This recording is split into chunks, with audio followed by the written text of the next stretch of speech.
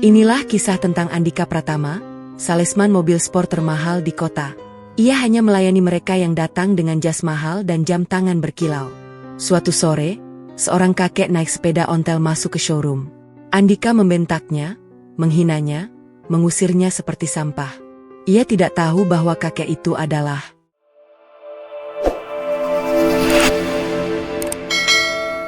lantai marmer putih berkilau diterpa lampu sorot yang menggantung rendah dari langit-langit setinggi 8 meter.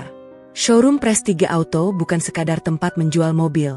Ia adalah altar bagi mereka yang memuja logam mulia, kulit sapi Italia, dan deru mesin yang bisa menyentak jantung hanya dengan sekali sentuhan pedal gas. Udara di dalamnya selalu beraroma parfum kayu dan semprotan pelicin ban.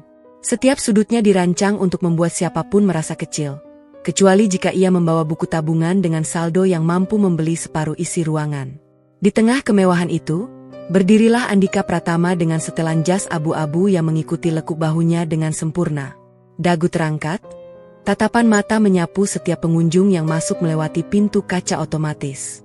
Senyum tipisnya hanya akan mekar jika yang datang mengenakan sepatu pantofel mengilap atau menyelipkan kunci mobil Eropa di genggaman. Hari itu, komisi sudah mengantongi 3 digit juta rupiah, dan langkah kakinya di atas marmer terdengar penuh kemenangan. Di showroom ini, Andika adalah raja. Singgasananya bukan kursi, melainkan setiap lembar kontrak penjualan yang ia tanda tangani. Derit sepatu kets lusuh mengusik simfoni kemewahan itu. Seorang kurir dengan jaket pudar dan celana kain yang ujungnya bertiras masuk membawa bungkusan paket coklat. Wajahnya kuyu, rambutnya lepek oleh keringat siang hari yang mendidih di luar sana. Ia menatap sekeliling dengan mata bingung, lalu melangkah mendekati meja penerima tamu. Belum sempat mulutnya terbuka, suara Andika sudah lebih dulu mengoyak suasana. Mau kemana lo? Seru Andika dengan nada yang sengaja dibuat keras agar menggema ke seluruh penjuru ruangan. Langkahnya cepat, memotong jalan sang kurir. Jas abu-abu itu berkibar, dan telunjuk tangan kanannya mengarah lurus ke dada si kurir. Ngiriman apa? Tempat sampah di belakang, bukan di sini. Sini bukan tempat buat orang kayak lo. Kurir itu berhenti, menelan ludah. Saya cuma mau antar paket, Pak. Untuk bagian administrasi, kata Satpam suruh langsung masuk. Satpam? Satpam mana? Nanti gue omelin tuh Satpam. Sergah Andika, semakin menjadi. Ia menatap bungkusan paket dengan pandangan jijik, seolah benda itu bisa menularkan kemiskinan. Lo kira ini pasar? Lo kira mobil-mobil ini pajangan buat lo foto-foto pakai HP butut lo? Cepetan pergi. Bau keringat lo bikin AC rusak. Beberapa rekan kerja Andika hanya bisa diam membeku. Mereka tahu, melawan Andika sama saja dengan menandatangani surat pengunduran diri secara tidak langsung. Kurir itu akhirnya mundur dengan kepala tertunduk, menyerahkan paket begitu saja kepada petugas keamanan yang baru masuk. Lalu ia menghilang di balik kaca pintu, kembali ke terik matahari yang lebih ramah daripada sambutan di dalam showroom mewah itu. Di sudut meja resepsionis, seorang gadis muda bernama Sari menyaksikan semua dengan dada sesak. Jari-jarinya meremas ujung blazer seragam. Ia tahu, ia hanya resepsionis. Posisinya tidak lebih tinggi dari petugas kebersihan dalam hierarki sosial showroom yang dibentuk oleh Andika. Namun hatinya tetap tidak bisa menerima begitu saja. Sari, panggil Andika tiba-tiba, sambil berjalan mendekati mejanya. Wajahnya masih menyimpan sisa senyum sinis. Sari menegakkan tubuh. Ya, Mas Andika? Gue lihat lo tadi manyun. Kenapa? Nggak suka sama cara gue ngurusin sampah? Tanyanya, matanya menatap tajam. Lo tuh kebanyakan perasaan, Sar. Kerjaan lo cuma senyum, sambut tamu, kasih air minum. Nggak usah sok jadi pahlawan. Itu juga kalau tamunya benar tamu, bukan gelandangan.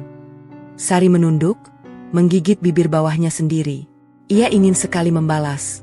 Ingin sekali mengatakan bahwa manusia tidak bisa dinilai hanya dari lapisan luar. Tapi ia tahu, ia butuh pekerjaan ini. Ibunya di rumah menunggu hasil jeripayahnya, dan adiknya masih butuh biaya sekolah. Jadi, ia hanya mengangguk pelan, menelan pahit, dan memaksakan seulas senyum yang paling patuh.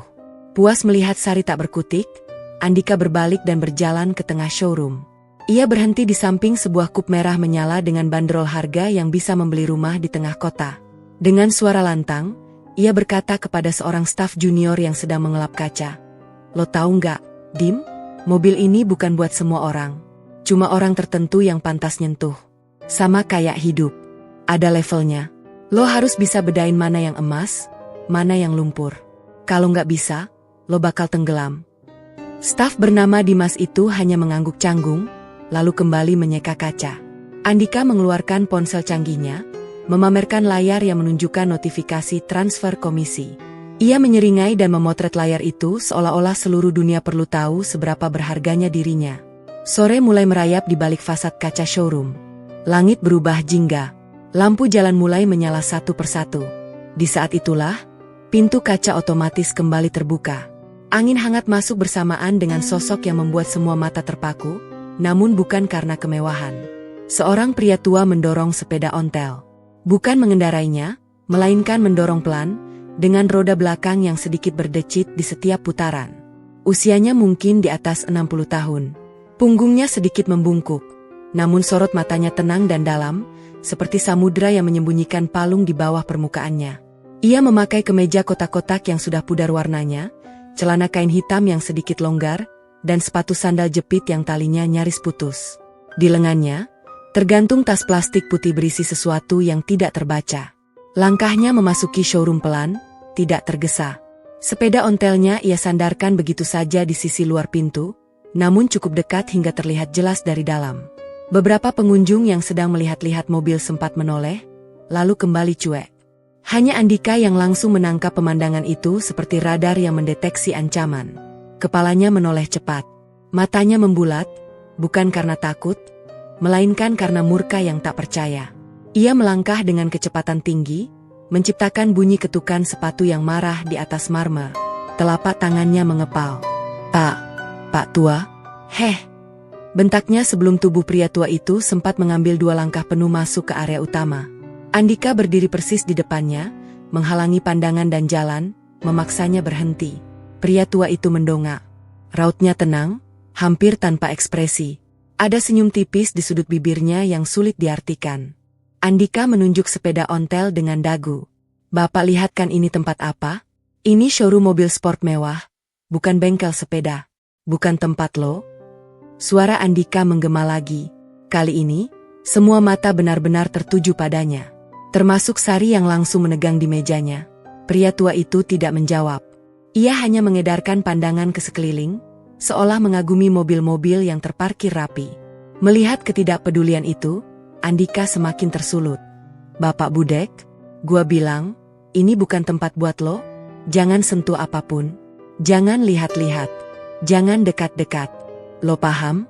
Lo bisa jatuh, lo bisa baret mobil ini.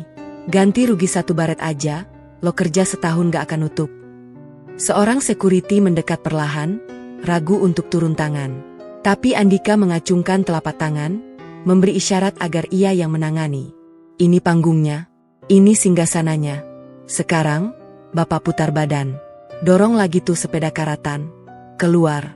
Sebelum gua panggil pihak berwajib," kata Andika. Kali ini lebih pelanamu lebih tajam, penuh tekanan di setiap suku katanya. Pria tua itu akhirnya membuka mulut. Suaranya serak, rendah, namun tidak gentar sedikit pun.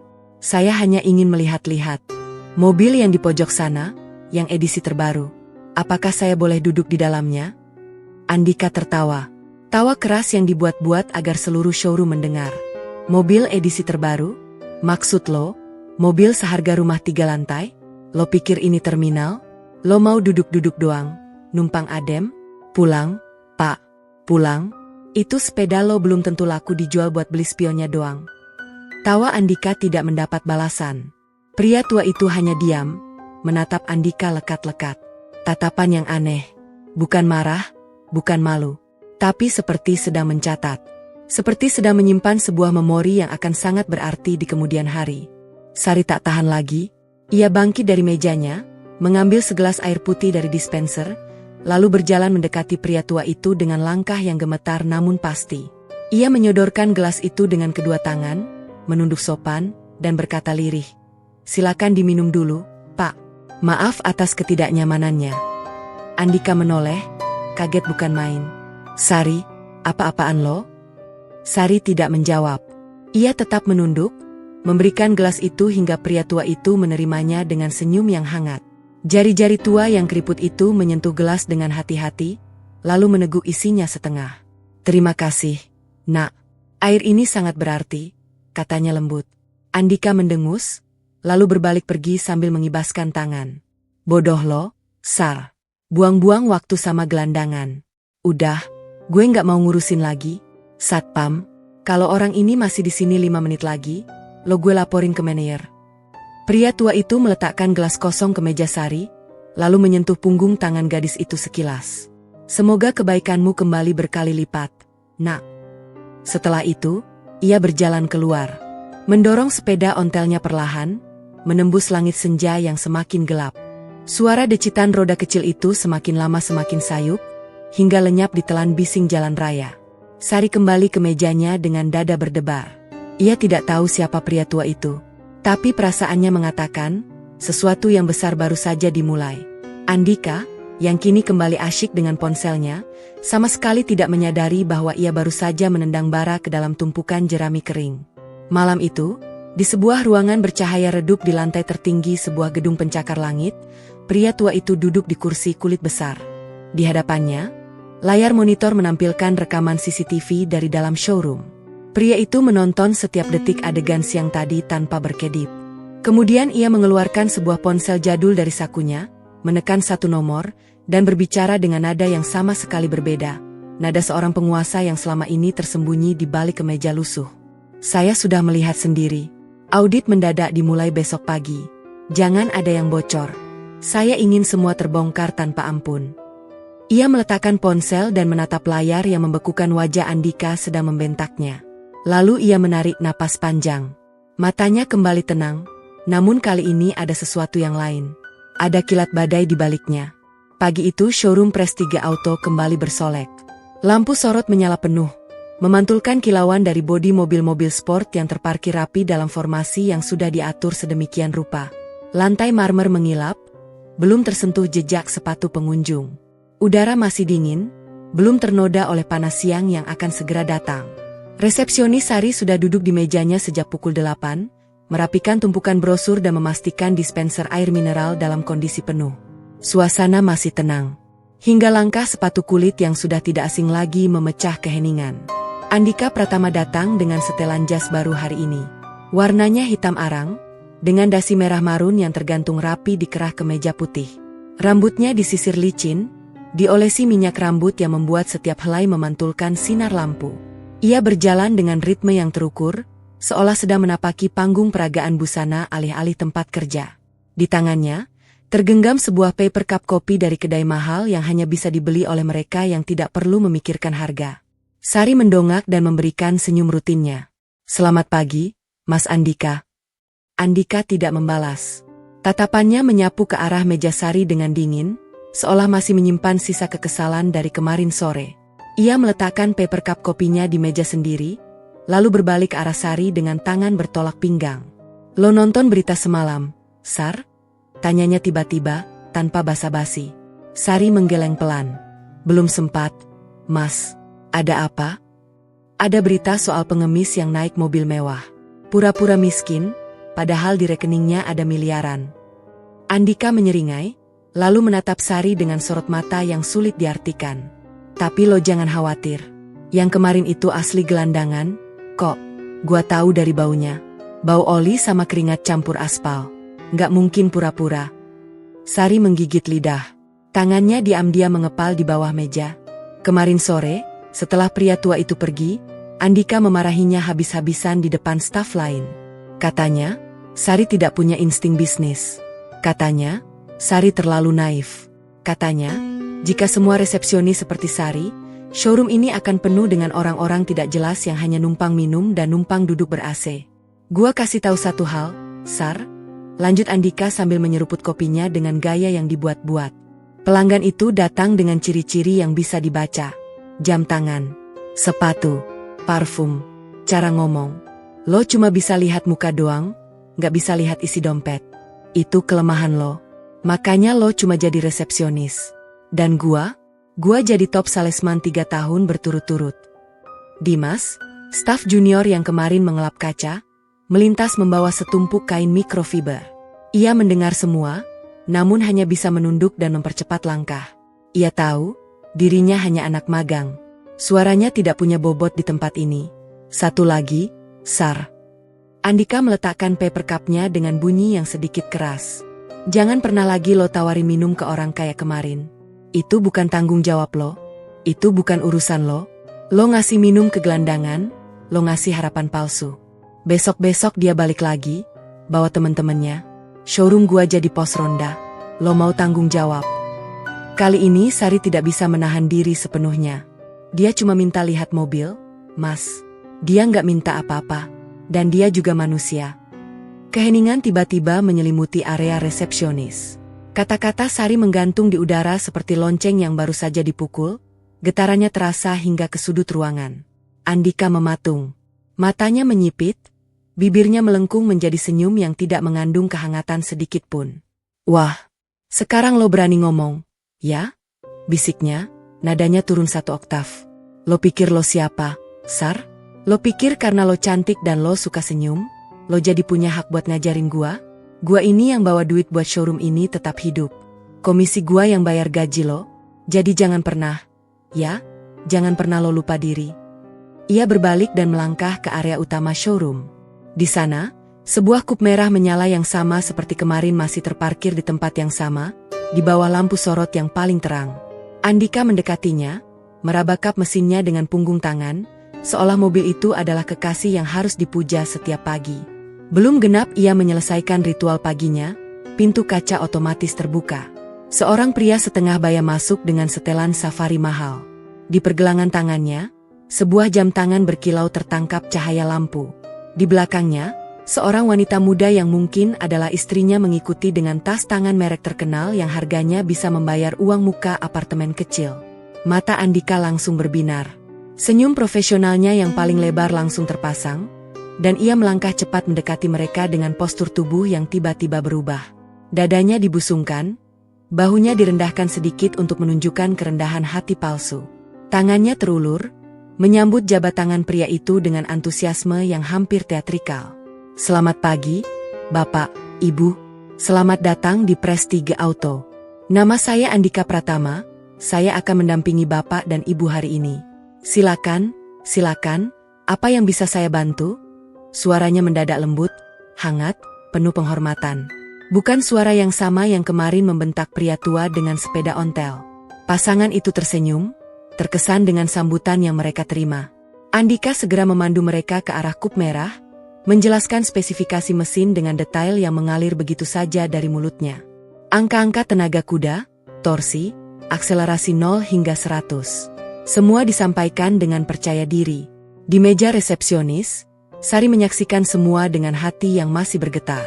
Ia menatap punggung Andika yang kini membungkuk hormat di hadapan 2 orang asing itu. Betapa mudahnya manusia berubah bentuk, pikirnya.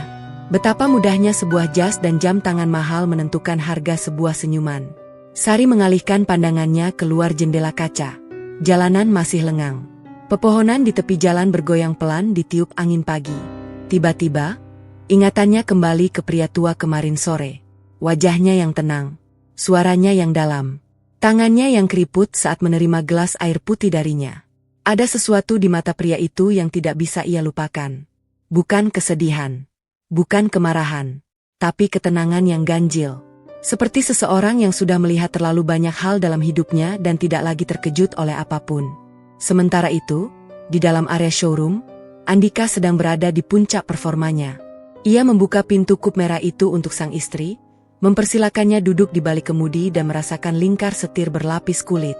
Ia menunjukkan fitur-fitur canggih pada panel instrumen digital. Ia bahkan mengeluarkan lelucon ringan yang membuat pasangan itu tertawa. Bapak, Ibu, mobil ini bukan sekadar kendaraan. Ini adalah pernyataan. Ini adalah karya seni yang kebetulan punya roda 4 dan mesin di bawah kapnya, kata Andika dengan senyum yang dihitung sudutnya. Dan percayalah, tidak banyak orang di kota ini yang bisa memilikinya. Hanya mereka yang, bagaimana ya, paham nilai dari kemewahan sejati. Pria bersafari itu mengangguk puas. Saya suka cara Anda menjelaskan. Profesional. Saya akan pertimbangkan serius. Mungkin minggu depan kita bisa atur test drive. Kapanpun Bapak siap, saya siap. Ini kartu nama saya. Andika menyodorkan kartu nama dengan kedua tangan, sebuah gestur yang tidak pernah ia lakukan kepada siapapun yang tidak berpotensi membeli. Pasangan itu akhirnya pergi setelah 20 menit. Begitu pintu kaca menutup di belakang mereka, Andika berputar dan berjalan kembali ke meja Sari dengan seringai kemenangan. Lo lihat itu, Sar? Itu namanya prospek. Itu namanya pelanggan beneran, katanya. Bukan kayak yang kemarin. Sepeda ontel, tas kresek, bau matahari. Itu MAH bukan pelanggan. Itu MAH ujian kesabaran. Sari tidak menjawab. Ia hanya sibuk merapikan kertas-kertas yang sebenarnya sudah rapi. Ah, sudahlah. Ngomong sama lo tuh kayak ngomong sama tembok, desis Andika, lalu berlalu ke pantry untuk mengambil kopi kedua. Hari berjalan seperti biasa. Beberapa pengunjung datang dan pergi. Andika melayani mereka dengan standar yang sama, standar yang dibangun di atas penilaian sepintas terhadap penampilan. Satu pengunjung bersepatu Keds premium dilayani dengan sopan. Satu pengunjung lain yang hanya bertanya harga langsung dijawab dengan nada ketus dan ditinggal begitu saja. Sari mencatat semua dalam diam. Sore menjelang. Cahaya matahari mulai condong, menembus fasad kaca showroom dan menciptakan bayangan-bayangan panjang di lantai marmer. Sari sedang mencatat daftar telepon masuk ketika ponselnya bergetar. Sebuah pesan singkat dari ibunya di rumah. Ibu masak sayur asem kesukaan kamu. Pulang jangan malam-malam. Senyum kecil mengembang di bibir Sari. Di tengah hari yang penuh hinaan terselubung dan arogansi yang menyebalkan, pesan singkat itu adalah oase. Ia membalas dengan cepat, lalu kembali bekerja. Sementara itu, di luar showroom, angin sore berembus lebih kencang. Suara decitan roda sepeda ontel yang dikenalnya kemarin tidak terdengar lagi. Yang terdengar hanyalah deru mesin mobil-mobil mahal yang sesekali melintas di jalan raya depan showroom. Namun malam ini, di tempat yang jauh dari sana, di lantai tertinggi sebuah gedung yang menjulang di pusat kota, seorang pria tua duduk di balik meja kayu jati yang luas. Ruangan itu sunyi, hanya diterangi lampu meja yang menciptakan bayangan di separuh wajahnya. Di hadapannya, sebuah laptop terbuka, menampilkan laporan keuangan dan dokumen perusahaan yang hanya bisa diakses oleh segelintir orang di dunia ini. Pria tua itu menggulir layar laptopnya, lalu berhenti pada sebuah file. File itu berisi rekaman CCTV yang baru saja ia terima. Ia mengekliknya 2 kali, dan video mulai diputar. Adegan yang muncul adalah showroom Prestige Auto. Tampak seorang pria tua berpakaian lusuh masuk dengan sepeda ontel. Tampak seorang salesman berjas mendekatinya dengan langkah marah. Tampak mulut salesman itu membuka dan menutup, mengeluarkan kata-kata yang tidak terdengar dalam rekaman, namun mudah ditebak dari gesturnya. Tampak seorang resepsionis muda datang membawa segelas air, menunduk sopan, dan mengantarkan pria tua itu keluar dengan hormat. Pria tua itu menonton dengan tatapan yang sulit dibaca. 1 menit, 2 menit, 3 menit, hingga video selesai.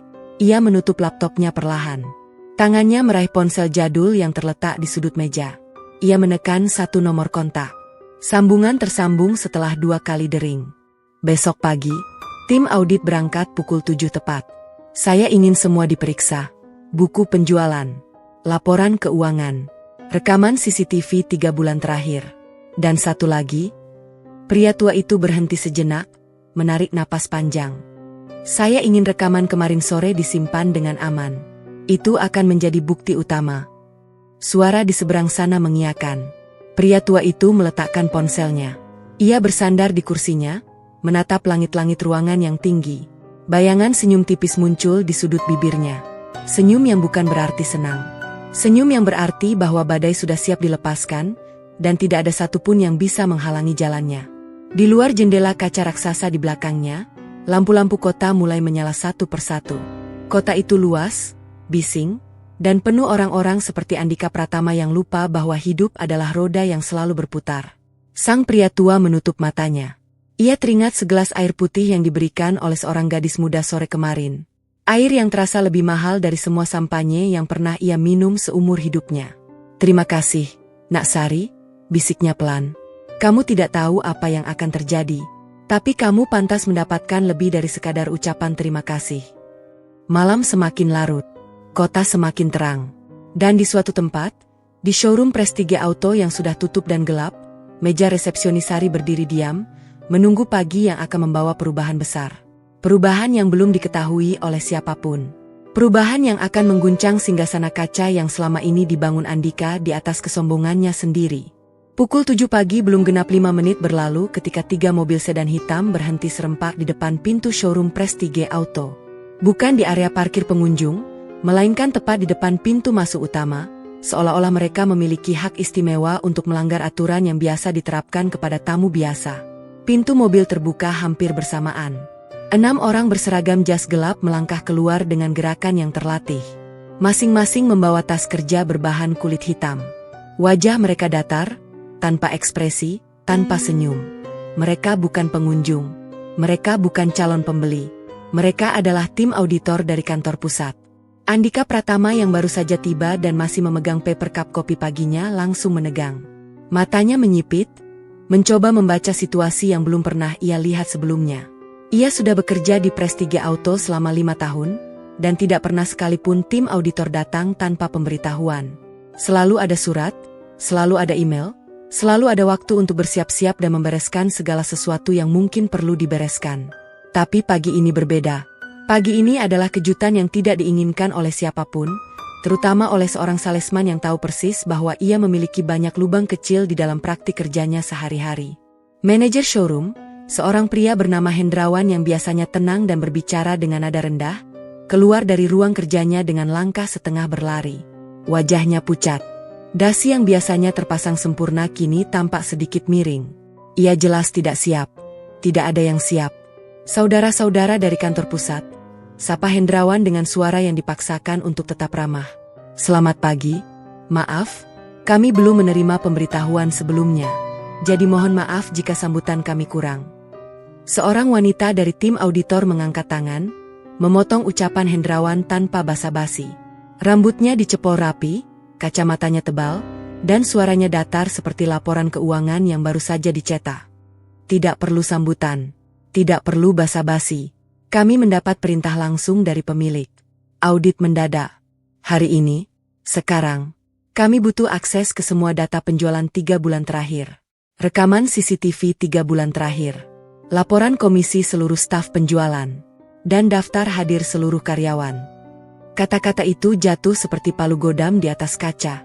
Seluruh showroom yang biasanya riuh dengan suara langkah kaki dan obrolan ringan kini berubah menjadi ruang hening yang dipenuhi ketegangan.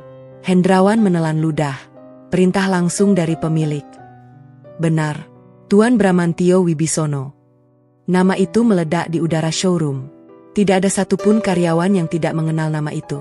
Bramantio Wibisono adalah pendiri konglomerat otomotif global yang memiliki merek mobil yang mereka jual. Ia adalah legenda hidup. Ia adalah pria yang membangun kerajaan otomotif dari nol, mulai dari bengkel kecil di pinggiran kota hingga menjadi pemimpin pasar di 3 benua. Majalah-majalah bisnis menyebutnya sebagai serigala tua yang masih memiliki taring tajam meski usianya sudah melewati 60. Tapi hampir tidak ada yang pernah melihat wajahnya secara langsung. Ia jarang tampil di media. Ia lebih suka bekerja di balik layar, mengamati, mencatat, dan kemudian bertindak tanpa peringatan. Seperti yang terjadi pagi ini. Andika yang masih berdiri di dekat pintu masuk merasakan sesuatu yang dingin menjalar di tulang punggungnya. Ia tidak tahu apa hubungannya dengan audit ini. Ia tidak tahu apa yang sedang dicari oleh tim auditor. Tapi instingnya sebagai orang yang selalu bermain di area abu-abu mulai mengirimkan sinyal bahaya. Satu lagi, tambah wanita berambut cepol itu. Kami ingin mewawancarai seluruh staf satu persatu. Mulai dari manajer, sales, administrasi, sampai resepsionis. Sari yang baru saja selesai merapikan mejanya mendengar kata terakhir itu. Jantungnya berdebar. Ia hanya seorang resepsionis. Mengapa ia harus diwawancarai oleh tim auditor? Apa yang terjadi? Apakah ini berkaitan dengan pria tua kemarin? Pikiran itu melintas cepat, tapi Sari segera menepisnya. Tidak mungkin. Pria tua itu hanyalah seorang pria tua. Bukan seorang pemilik konglomerat. Pakaiannya lusuh. Sepeda ontelnya berdecit. Sandal jepitnya hampir putus. Tidak mungkin. Sari mencoba meyakinkan dirinya sendiri, namun perasaannya tetap tidak tenang. Tim auditor segera menyebar.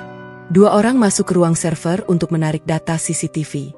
2 orang lainnya duduk di ruang rapat, memeriksa tumpukan laporan keuangan yang baru saja diserahkan oleh bagian administrasi dengan tangan gemetar.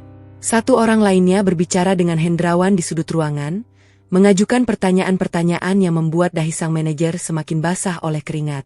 Dan satu orang terakhir mendekati Andika. "Saudara Andika Pratama, saya ingin berbicara dengan Anda."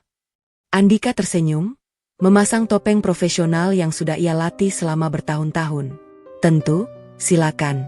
Ada yang bisa saya bantu?" "Kita bicara di dalam ruangan saja," kata auditor itu, menunjuk ruang rapat kecil yang sudah disiapkan. Mereka masuk. Pintu tertutup. Andika duduk di kursi dengan postur yang dibuat santai, meskipun di dalam hatinya ada sesuatu yang berteriak-teriak minta diperhatikan. Pertanyaan-pertanyaan dimulai. Target penjualan, pencapaian, hubungan dengan pelanggan, keluhan yang pernah diterima, cara menangani calon pembeli. Andika menjawab semua dengan lancar. Ia sudah hafal. Ia sudah sering berbohong. Ia tahu mana jawaban yang aman dan mana yang bisa menjerumuskannya. Namun kemudian auditor itu membuka sebuah map dan mengeluarkan selembar foto cetakan CCTV. "Apakah Anda mengenali pria ini?" Andika melihat foto itu. Matanya melebar sekejap, lalu kembali normal. Di foto itu, tampak seorang pria tua berpakaian lusuh, berdiri di samping sepeda ontel, di depan pintu masuk showroom. "Foto itu diambil kemarin sore." "Saya tidak ingat," jawab Andika datar. "Banyak pengunjung datang setiap hari. Mana mungkin saya ingat satu persatu." Auditor itu tidak menunjukkan reaksi. Ia hanya mencatat sesuatu di kertas, lalu melanjutkan. "Baik, kita lanjutkan ke pertanyaan berikutnya." Sementara itu, di meja resepsionis, Sari duduk dengan gelisah. Ia melihat para auditor keluar masuk ruangan. Ia melihat Hendrawan mondar-mandir sambil mengusap keningnya berulang kali. Ia melihat Andika keluar dari ruang rapat dengan wajah yang berusaha tenang namun gagal menyembunyikan urat tegang di lehernya. Tiba-tiba, wanita berambut cepol itu berdiri di hadapan meja Sari. "Saudari Sari, silakan ikut saya." Sari bangkit. Lututnya terasa lemas, tapi ia memaksakan diri untuk berjalan mengikuti auditor itu menuju ruang rapat yang sama. Di dalam, suasana terasa berbeda. Tidak ada jendela besar.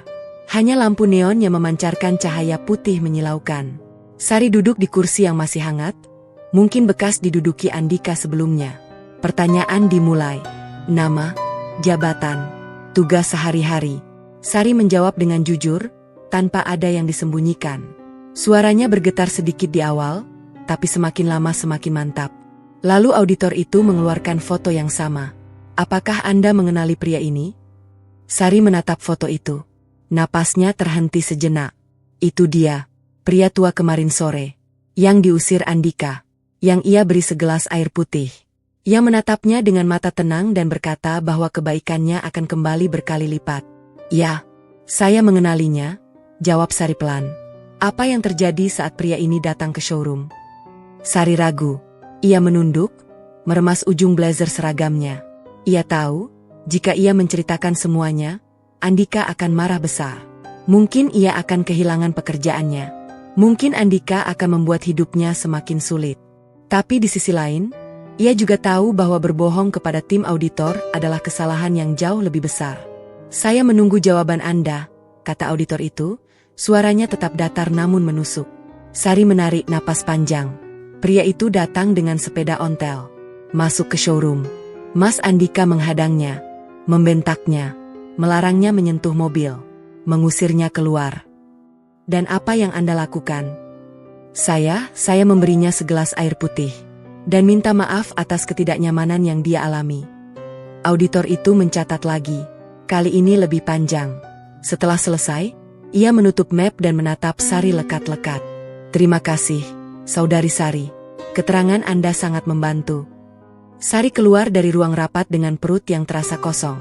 Ia tidak tahu apakah ia baru saja melakukan hal yang benar atau malah menjerumuskan dirinya sendiri ke dalam jurang yang dalam. Jam menunjukkan pukul 11 siang ketika Hendrawan mengumumkan sesuatu yang membuat seluruh staf membeku di tempat masing-masing. Wajahnya semakin pucat, suaranya bergetar, dan keringat di keningnya sudah tidak bisa disembunyikan lagi. "Saya baru saja menerima informasi dari kantor pusat," katanya dengan suara yang dipaksakan untuk tetap stabil. "Besok pagi, pemilik perusahaan, Tuan Bramantio Wibisono, akan berkunjung langsung ke showroom ini. Kunjungan kehormatan. Beliau ingin melihat operasional kita dari dekat. Kata-kata itu meledak seperti bom. Seluruh staf saling berpandangan. Beberapa orang berbisik-bisik. Beberapa lainnya langsung panik dan mulai merapikan area kerja masing-masing. Hendrawan melanjutkan dengan instruksi-instruksi. Showroom harus bersih sempurna. Semua mobil harus dalam kondisi prima. Semua staf harus mengenakan seragam terbaik. Semua harus siap memberikan laporan jika sewaktu-waktu ditanya. Dan Andika mendengar pengumuman itu dengan mata berbinar. Baginya, ini adalah kesempatan. Ini adalah panggung. Pemilik perusahaan akan datang. Orang nomor 1. Jika ia bisa membuat kesan yang baik, jika ia bisa menunjukkan betapa hebatnya ia sebagai salesman, mungkin promosi besar sudah menunggu di depan mata. Mungkin ia bisa naik menjadi manajer penjualan. Mungkin ia bisa pindah ke kantor pusat. Ia tidak tahu bahwa kunjungan kehormatan itu bukanlah karpet merah baginya. Itu adalah tiang gantungan. Sore harinya, setelah jam kerja usai, Andika mendekati Sari yang sedang bersiap pulang. Ia menyeringai, menepuk bahu gadis itu dengan keras hingga Sari tersentak. Besok hari penting, Sar. Lo jangan bikin malu. Jangan kayak kemarin. Jangan sok baik ke sembarang orang. Pemilik datang, bukan gelandangan. Sari tidak menjawab. Ia hanya menatap Andika dengan sorot mata yang lelah, lalu berbalik dan berjalan menuju halte bus di depan showroom. Malam itu, sesuatu terjadi. Sebuah foto mulai beredar di grup-grup percakapan karyawan otomotif. Foto itu menampilkan seorang pria tua naik sepeda ontel, melintas di depan showroom mobil mewah. Siapa yang mengambil foto itu? Tidak ada yang tahu. Siapa yang menyebarkannya? Tidak jelas. Tapi caption yang menyertai foto itu singkat dan misterius. Siapa kakek misterius ini? Foto itu menyebar seperti api di musim kemarau. Dari satu ponsel ke ponsel lain. Dari satu grup ke grup lain. Karyawan Prestige Auto saling mengirimkan foto itu, bertanya-tanya, berdebat. Ada yang bilang itu hanya orang gila yang kebetulan lewat. Ada yang bilang itu mungkin wartawan yang menyamar. Tapi tidak ada satupun yang menghubungkan foto itu dengan Tuan Bramantio Wibisono. Tidak ada yang tahu bahwa kakek misterius itu adalah orang yang sama yang akan duduk di singgasana tertinggi kerajaan otomotif itu. Sari yang sudah di rumah, berbaring di tempat tidurnya, melihat foto itu di ponselnya. Ia menatap layar kecil itu dengan dada yang sesak. Ia tahu. Ia merasa ada sesuatu yang besar akan terjadi. Tapi ia tidak tahu apa. Ia hanya bisa memeluk bantalnya, menatap langit-langit kamar, dan berdoa agar semuanya baik-baik saja. Di tempat lain, di ruang kerjanya yang sunyi, Bramantio Wibisono menatap layar ponselnya. Ia melihat foto itu. Ia membaca komentar-komentar di bawahnya. Ratusan orang berspekulasi tentang siapa dirinya. Ratusan orang tidak tahu bahwa pria lusuh itu adalah orang yang memiliki seluruh jaringan dealer di negara ini. Ia meletakkan ponselnya, lalu menatap keluar jendela. Senyum tipis kembali muncul di sudut bibirnya. Besok, bisiknya kepada bayangannya sendiri di kaca jendela. Besok kita lihat, apakah mereka menjual mobil, atau menjual harga diri. Angin malam berembus, kota terus berdenyut. Dan showroom Prestige Auto berdiri gelap di bawah langit berbintang, menyimpan rahasia yang akan meledak dalam hitungan jam. Matahari belum sepenuhnya naik ketika showroom Prestige Auto sudah berubah menjadi sarang lebah yang seluruh penghuninya bergerak dalam ritme panik yang terorganisir. Hendrawan, manajer showroom yang semalam hampir tidak bisa tidur, sudah berdiri di tengah ruangan sejak pukul 6 pagi. Matanya merah, kopi hitam di tangannya sudah gelas ketiga, dan suaranya sudah mulai serak karena terlalu banyak memberikan instruksi. Seluruh staf diminta datang lebih awal. Tidak ada yang boleh terlambat. Tidak ada yang boleh beralasan. Ini bukan kunjungan biasa, kata Hendrawan dengan nada yang ditekan rendah namun penuh tekanan. Ini adalah pertama kalinya dalam sejarah showroom ini pemilik datang langsung. Saya tidak peduli kalian harus lembur sampai tengah malam kemarin. Hari ini semuanya harus sempurna. Tidak boleh ada noda. Tidak boleh ada debu. Tidak boleh ada kesalahan sekecil apapun. Lantai marmer yang biasanya sudah mengilap kini diperlakukan seperti permata mahal. 2 orang petugas kebersihan turun dengan tangan dan lutut, menyeka setiap sudut dengan cairan pembersih khusus yang aromanya menusuk hidung. Kaca-kaca besar yang menjadi dinding showroom dilap 2 kali, lalu diperiksa dari berbagai sudut untuk memastikan tidak ada bekas jari atau sisa air yang mengering. Tanaman hias yang biasanya dibiarkan tumbuh alami kini dipangkas rapi dan daunnya dilap satu persatu dengan kain basah. Di area parkir utama, 4 mobil sport edisi terbatas diatur ulang formasinya.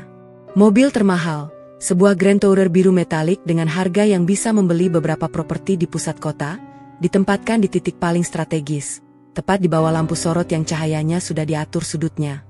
Mobil itu akan menjadi pusat perhatian. Mobil itu akan menjadi simbol keunggulan showroom. Setidaknya, itulah yang diharapkan Hendrawan. Dan di tengah semua kekacauan yang tertata itu, berdirilah Andika Pratama.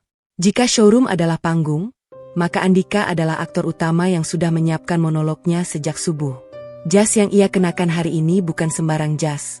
Ini adalah jas pesanan khusus yang ia beli dengan setengah gaji bulanannya 3 bulan lalu, disimpan rapi dalam plastik pelindung di lemari, dan hanya akan dikeluarkan untuk momen-momen yang benar-benar penting. Warnanya biru tua, hampir hitam, dengan jahitan tangan yang mengikuti lekuk tubuhnya secara presisi. Kemeja di dalamnya putih bersih dengan kerah yang dikanji sempurna. Dasi sutra merahnya menggantung lurus tanpa satupun lipatan. Sepatu kulit Italia buatan tangan melengkapi seluruh penampilannya. Ia bahkan menyemprotkan parfum mahal 2 kali lebih banyak dari biasanya, hingga aromanya mendahului langkahnya. Di depan cermin ruang ganti staf, Andika menghabiskan waktu lebih lama dari siapapun. Ia memeriksa giginya. Ia merapikan alisnya. Ia memutar tubuhnya ke kiri dan ke kanan, memastikan jasnya jatuh dengan benar di bahunya. Ia tersenyum pada bayangannya sendiri, lalu berbisik pada cermin itu. Ini hari lo, Dika. Pemilik datang. Lo yang bakal bersinar. Lo yang bakal diingat. Kerja 5 tahun, semua mengarah ke hari ini. Ia tidak tahu bahwa takdir sedang menertawakannya. Pukul 8:15. Seorang pria muda muncul di pintu masuk showroom. Penampilannya rapi namun tidak mencolok. Setelan abu-abu sederhana, kacamata tanpa bingkai, rambut disisir rapi ke samping. Ia membawa sebuah tablet di tangan kirinya dan sama sekali tidak menunjukkan gelagat seperti seorang calon pembeli. Namun ada sesuatu dari postur tubuhnya yang membuatnya berbeda dari pengunjung biasa. Mungkin caranya berjalan, mungkin caranya mengamati, atau mungkin fakta bahwa Hendrawan langsung mendekatinya dengan setengah berlari begitu menyadari kehadirannya. Pak Baskara, selamat datang, sapa Hendrawan dengan nada yang lebih rendah dari biasanya. Kami tidak menduga Anda akan datang lebih awal. Pria muda bernama Baskara itu tersenyum tipis, sebuah senyum yang tidak mencapai matanya. Saya hanya ingin memastikan semuanya siap sebelum beliau tiba. Saya harap tidak mengganggu. Oh, tentu tidak, tentu tidak.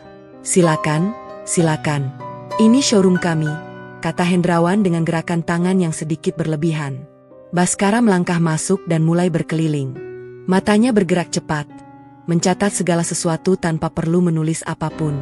Ia mengamati posisi mobil. Ia memeriksa kebersihan sudut-sudut ruangan. Ia melihat cara staf bekerja. Ia adalah asisten pribadi Tuan Bramantio Wibisono, dan tugasnya pagi ini adalah memastikan bahwa showroom ini layak menerima kehadiran pemiliknya.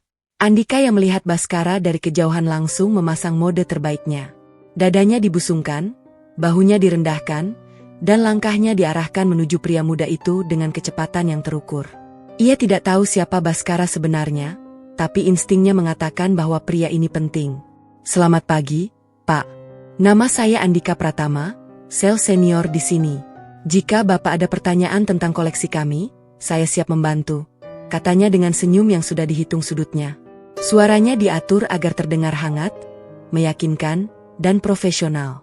Baskara menoleh, menatap Andika dari ujung rambut hingga ujung sepatu. Ada jeda singkat sebelum ia menjawab. Senang berkenalan, Pak Andika. Saya hanya melihat-lihat untuk sekarang. Silakan lanjutkan pekerjaan Anda. Siap, Pak. Jika butuh apa-apa, saya ada di sekitar sini. Andika menundukkan kepala sedikit, lalu mundur dengan langkah yang tetap teratur. Setelah Baskara melanjutkan langkahnya, Andika menyeringai puas. Ia merasa sudah membuat kesan pertama yang bagus. Ia merasa sudah meletakkan batu pertama untuk jembatan menuju masa depan yang lebih cerah. Ia tidak tahu bahwa Baskara sudah memiliki catatan khusus tentang dirinya. Catatan yang dimulai dari rekaman CCTV kemarin sore. Sementara itu, di meja resepsionis, Sari menjalani paginya dengan cara yang sama sekali berbeda. Ia juga datang lebih awal. Seragamnya juga rapi, rambutnya juga disisir bersih. Tapi tidak ada jas mahal di tubuhnya. Tidak ada parfum ratusan ribu di kulitnya. Yang ia punya hanyalah daftar telepon masuk, tumpukan brosur yang harus dirapikan, dan hati yang terus berdebar tanpa alasan yang jelas. Sari belum bisa melupakan kejadian kemarin. Auditor, pertanyaan-pertanyaan, foto CCTV. Semua itu terasa seperti potongan teka-teki yang belum lengkap. Dan hari ini, pemilik perusahaan akan datang. Apakah dua hal ini berhubungan? Ataukah ia hanya terlalu banyak berpikir? Sari mencoba mengusir pikiran-pikiran itu dengan menyibukkan diri. Ia mengisi ulang dispenser air mineral. Ia merapikan tumpukan brosur hingga sudutnya sejajar sempurna. Ia menyeka meja resepsionis dengan kain mikrofiber. Pekerjaan-pekerjaan kecil yang setidaknya bisa mengalihkan pikirannya dari kegelisahan yang terus menggerogoti. Baskara masih berkeliling. Ia sudah menyelesaikan satu putaran penuh showroom dan kini berdiri di sudut, dekat dengan area servis, mengamati lalu lintas staf yang hilir mudik. Tablet di tangannya sesekali disentuh, mencatat sesuatu dalam diam. Dan kemudian, insiden itu terjadi. Seorang pria bertubuh kurus dengan seragam perusahaan pengiriman barang masuk melalui pintu samping showroom. Tangannya membawa dua dus besar yang ditumpuk, menghalangi pandangannya ke depan. Langkahnya goyah, menyeimbangkan beban yang terlalu berat untuk tubuhnya yang kecil. Ia berjalan pelan, hati-hati, mencoba mencari meja administrasi untuk menyerahkan paketnya. Namun sebelum ia mencapai tujuan, sepatunya yang sudah aus menyenggol sudut pilar yang sedikit menonjol. Tubuhnya oleng. Satu dus terjatuh, menimbulkan bunyi gedebuk yang memecah ketenangan showroom. Tidak keras, tapi cukup untuk membuat beberapa kepala menoleh. Cukup untuk membuat satu orang bereaksi. Orang itu adalah Andika. Reaksinya instan, eksplosif. Tanpa pikir panjang, ia berjalan cepat ke arah pengantar barang itu, wajahnya memerah, tangannya mengepal.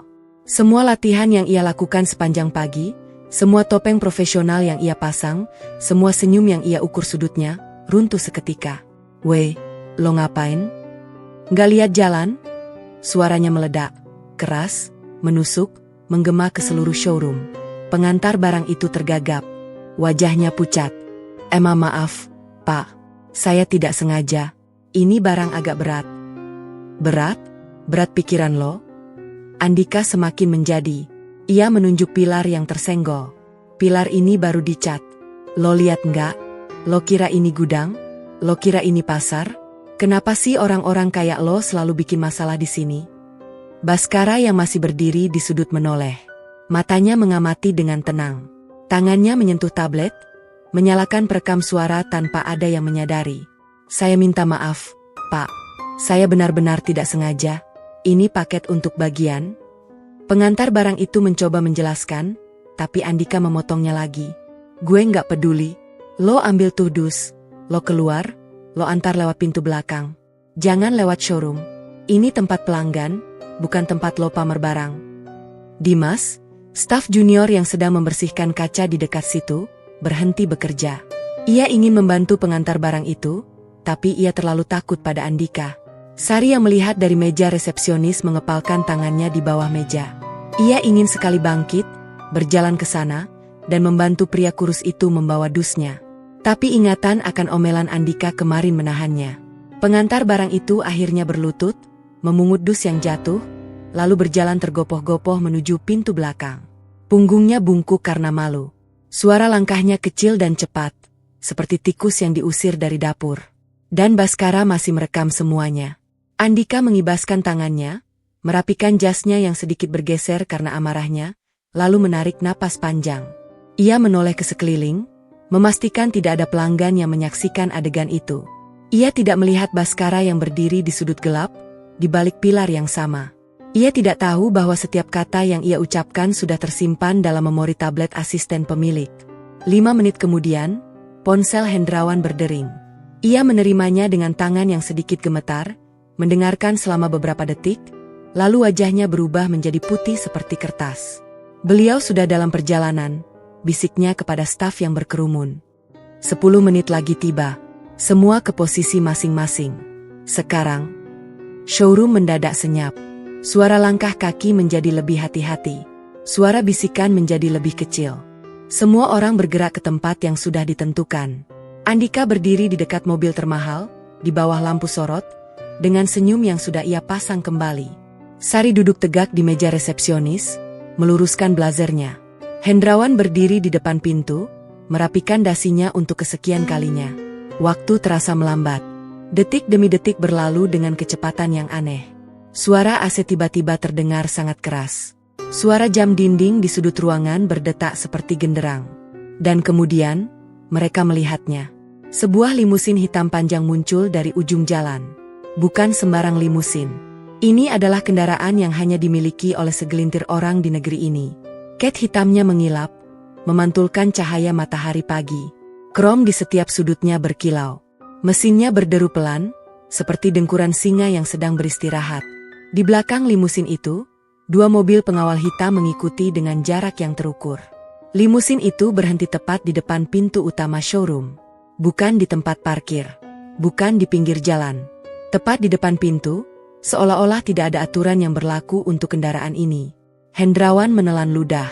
Keringat mulai muncul di pelipisnya. Andika menegakkan tubuh, siap untuk memberikan hormat terbaiknya. Sari memegang ujung meja, jantungnya berdebar lebih kencang dari sebelumnya. Baskara yang sudah berdiri di samping Hendrawan menyimpan tabletnya dan meluruskan jasnya. Sopir limusin turun, membuka pintu belakang dengan gerakan yang terlatih. Seorang pria turun dari dalam. Kakinya menyentuh aspal dengan langkah yang pasti. Tubuhnya tegap, posturnya menunjukkan kekuasaan yang tidak perlu diteriakkan. Jas yang ia kenakan sederhana namun jelas dijahit oleh penjahit terbaik di negeri ini. Sepatunya mengilap. Rambutnya yang putih bersih disisir rapi ke belakang. Dan wajahnya. Andika memandang wajah itu dan merasakan seluruh dunianya runtuh dalam sekejap mata. Darahnya seolah berhenti mengalir. Suara detak jantungnya sendiri berubah menjadi genderang yang memekakkan telinga. Matanya membulat, mulutnya terbuka sedikit, dan seluruh otot di tubuhnya tiba-tiba kehilangan kekuatan. Pria yang turun dari limusin itu adalah pria yang sama.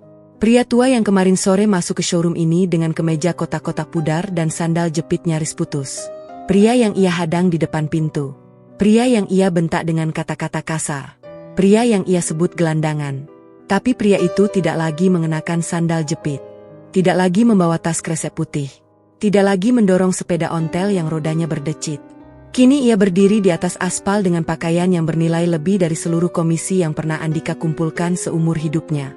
Di belakangnya, 2 pengawal pribadi berdiri dengan tangan terlipat, mata mereka tersembunyi di balik kacamata hitam. Bramantio Wibisono, pendiri konglomerat otomotif global, pemilik merek mobil yang dijual di showroom ini. Orang yang kemarin diusir Andika seperti sampah. Sari yang melihat dari balik meja resepsionis merasakan kedua tangannya bergetar. Ia mengenali wajah itu. Ia mengenali mata yang sama, mata yang kemarin menatapnya dengan kehangatan saat menerima segelas air putih. Kini mata itu memindai showroom dengan sorot yang berbeda, sorot seorang penguasa yang kembali ke wilayah kekuasaannya. Bramantio melangkah masuk. Hendrawan menyambutnya dengan membungkuk dalam-dalam, hampir menyentuh lututnya sendiri. Selamat datang, Tuan Bramantio. Sebuah kehormatan besar bagi kami. Sebuah kehormatan yang sangat besar. Bramantio tidak menjawab. Ia hanya mengangguk kecil, lalu matanya menyapu seluruh isi showroom. Melewati mobil-mobil mahal. Melewati lampu-lampu sorot. Melewati Hendrawan yang masih membungkuk. Melewati Baskara yang berdiri dengan tablet di tangan. Dan akhirnya berhenti. Matanya bertemu dengan mata Andika. Andika masih berdiri di tempat yang sama, di samping mobil termahal, di bawah lampu sorot. Tapi kini ia bukan lagi raja di singgasananya. Kini ia hanyalah patung yang membeku, terpaku oleh kenyataan yang menghantamnya tanpa ampun. Wajahnya pucat pasi, bibirnya kering. Tangannya yang biasanya sigap menjabat tangan pelanggan kini gemetar di samping tubuhnya. Bramantio memandangnya. Hanya memandang. Tidak berbicara. Tidak menunjuk. Tidak mengancam. Hanya memandang dengan tatapan yang tenang, tatapan yang sama seperti kemarin sore. Tapi kali ini Andika bisa merasakan seluruh gravitasi di balik ketenangan itu. Detik berubah menjadi menit. Atau mungkin hanya beberapa detik saja. Tidak ada yang bisa memastikan. Bramantio akhirnya memalingkan wajahnya.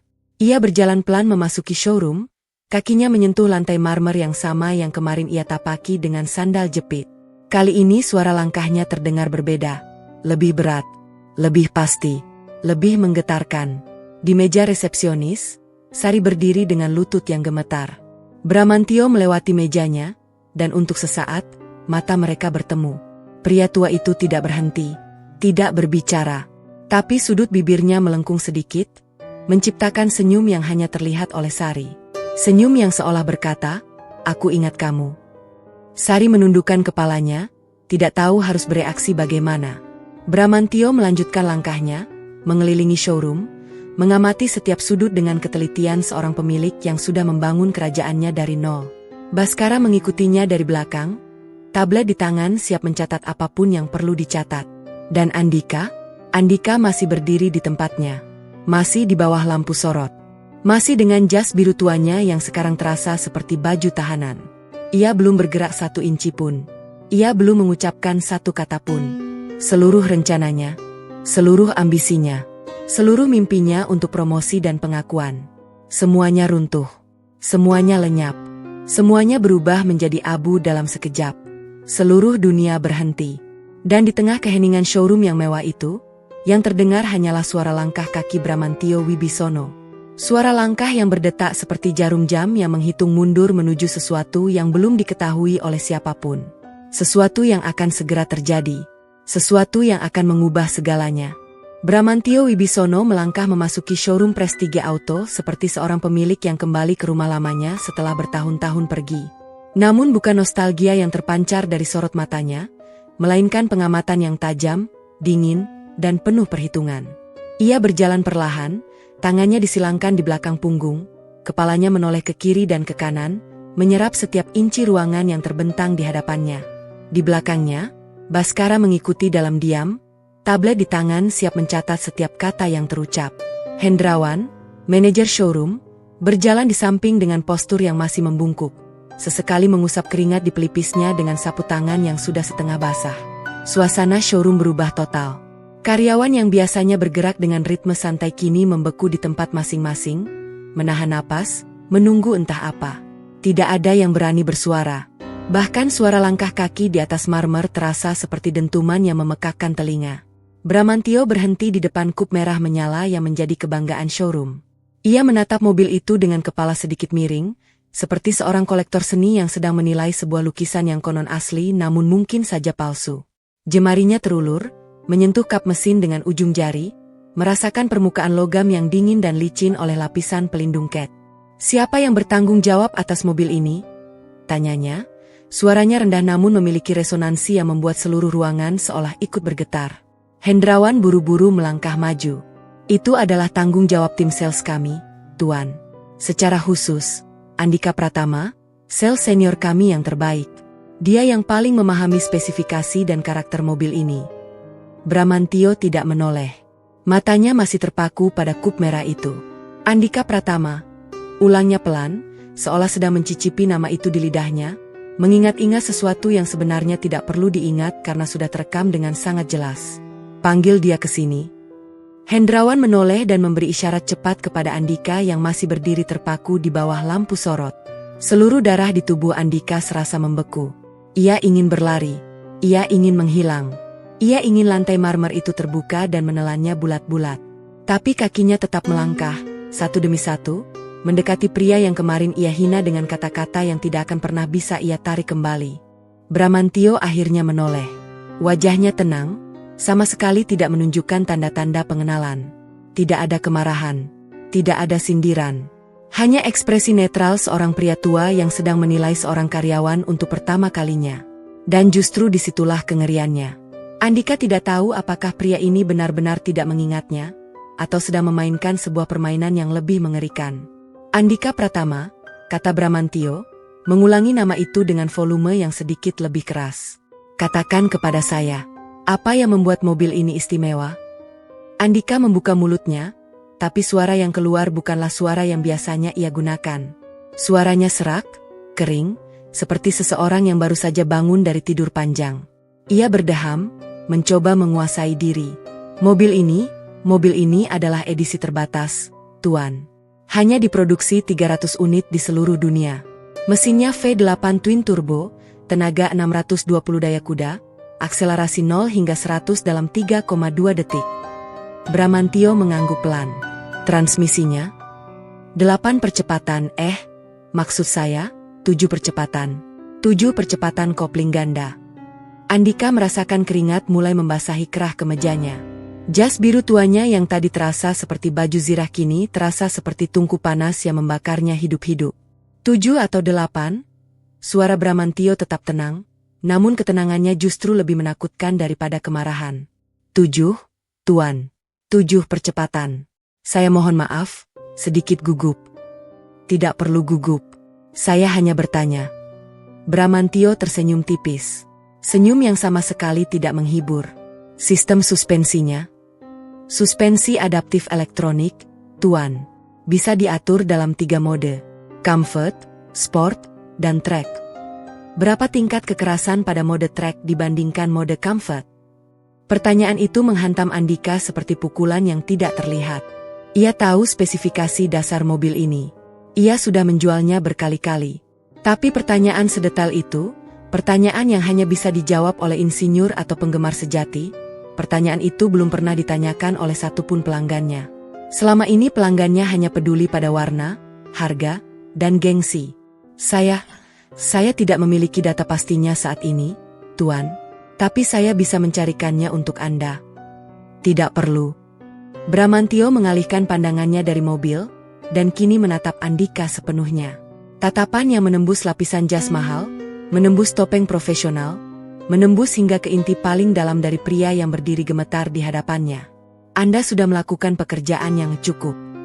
Kata, cukup, itu melayang di udara seperti vonis yang belum sepenuhnya dibacakan. Andika tidak tahu apakah ia baru saja dipuji atau dipermalukan. Ia hanya bisa menunduk, mundur selangkah, dan berharap bumi mau berbaik hati menelannya saat itu juga. Bramantio melanjutkan langkahnya. Ia melewati kup merah itu dan berjalan menuju area tengah showroom, tempat beberapa mobil lain dipamerkan. Matanya menyapu ke sekeliling, lalu berhenti pada sebuah titik. Bukan pada sebuah mobil. Bukan pada sebuah pajangan. Melainkan pada seorang gadis muda yang duduk di meja resepsionis dengan wajah yang masih menyimpan keterkejutan. Sari. Bramantio mengubah arah langkahnya, dan seluruh showroom seolah ikut berputar mengikuti gerakannya. Ia berjalan menuju meja resepsionis dengan langkah yang lebih pelan, lebih ringan, seolah-olah beban yang ia bawa sebelumnya berkurang separuhnya. Sari melihatnya mendekat dan segera berdiri, merapikan blazernya, menundukkan kepala dengan hormat. Bramantio berhenti tepat di depan meja resepsionis. Di belakangnya, Baskara, Hendrawan, dan beberapa staf lain ikut berhenti, menciptakan setengah lingkaran yang menjadikan meja kecil itu sebagai pusat perhatian. "Siapa nama Anda, Nak?" tanya Bramantio, suaranya tiba-tiba menjadi lebih lembut. "Sari, Tuan. Sari Maulida." Suara Sari bergetar, namun ia berhasil menatap mata pria tua itu dengan sopan. "Sari Maulida," ulang Bramantio, kali ini dengan nada yang berbeda sama sekali dari ketika ia mengulang nama Andika. "Ada kehangatan di sana. Ada penghargaan yang tidak terselubung. Berapa lama Anda bekerja di sini?" 2 tahun, Tuan. 2 tahun sebagai resepsionis. Dan selama 2 tahun itu, berapa banyak orang seperti saya yang datang ke showroom ini? Pertanyaan itu aneh. Semua orang di sekelilingnya saling berpandangan, tidak mengerti arah pembicaraan ini. Sari sendiri mengerutkan kening, bingung harus menjawab apa. "Maksud Tuan?" "Maksud saya," Bramantio menyandarkan tangannya di meja resepsionis, sedikit membungkuk ke arah Sari. "Berapa banyak orang yang tidak terlihat seperti pelanggan, yang Anda beri segelas air putih dan senyuman tulus?" Keheningan yang jatuh begitu kata-kata itu terucap bukanlah keheningan biasa.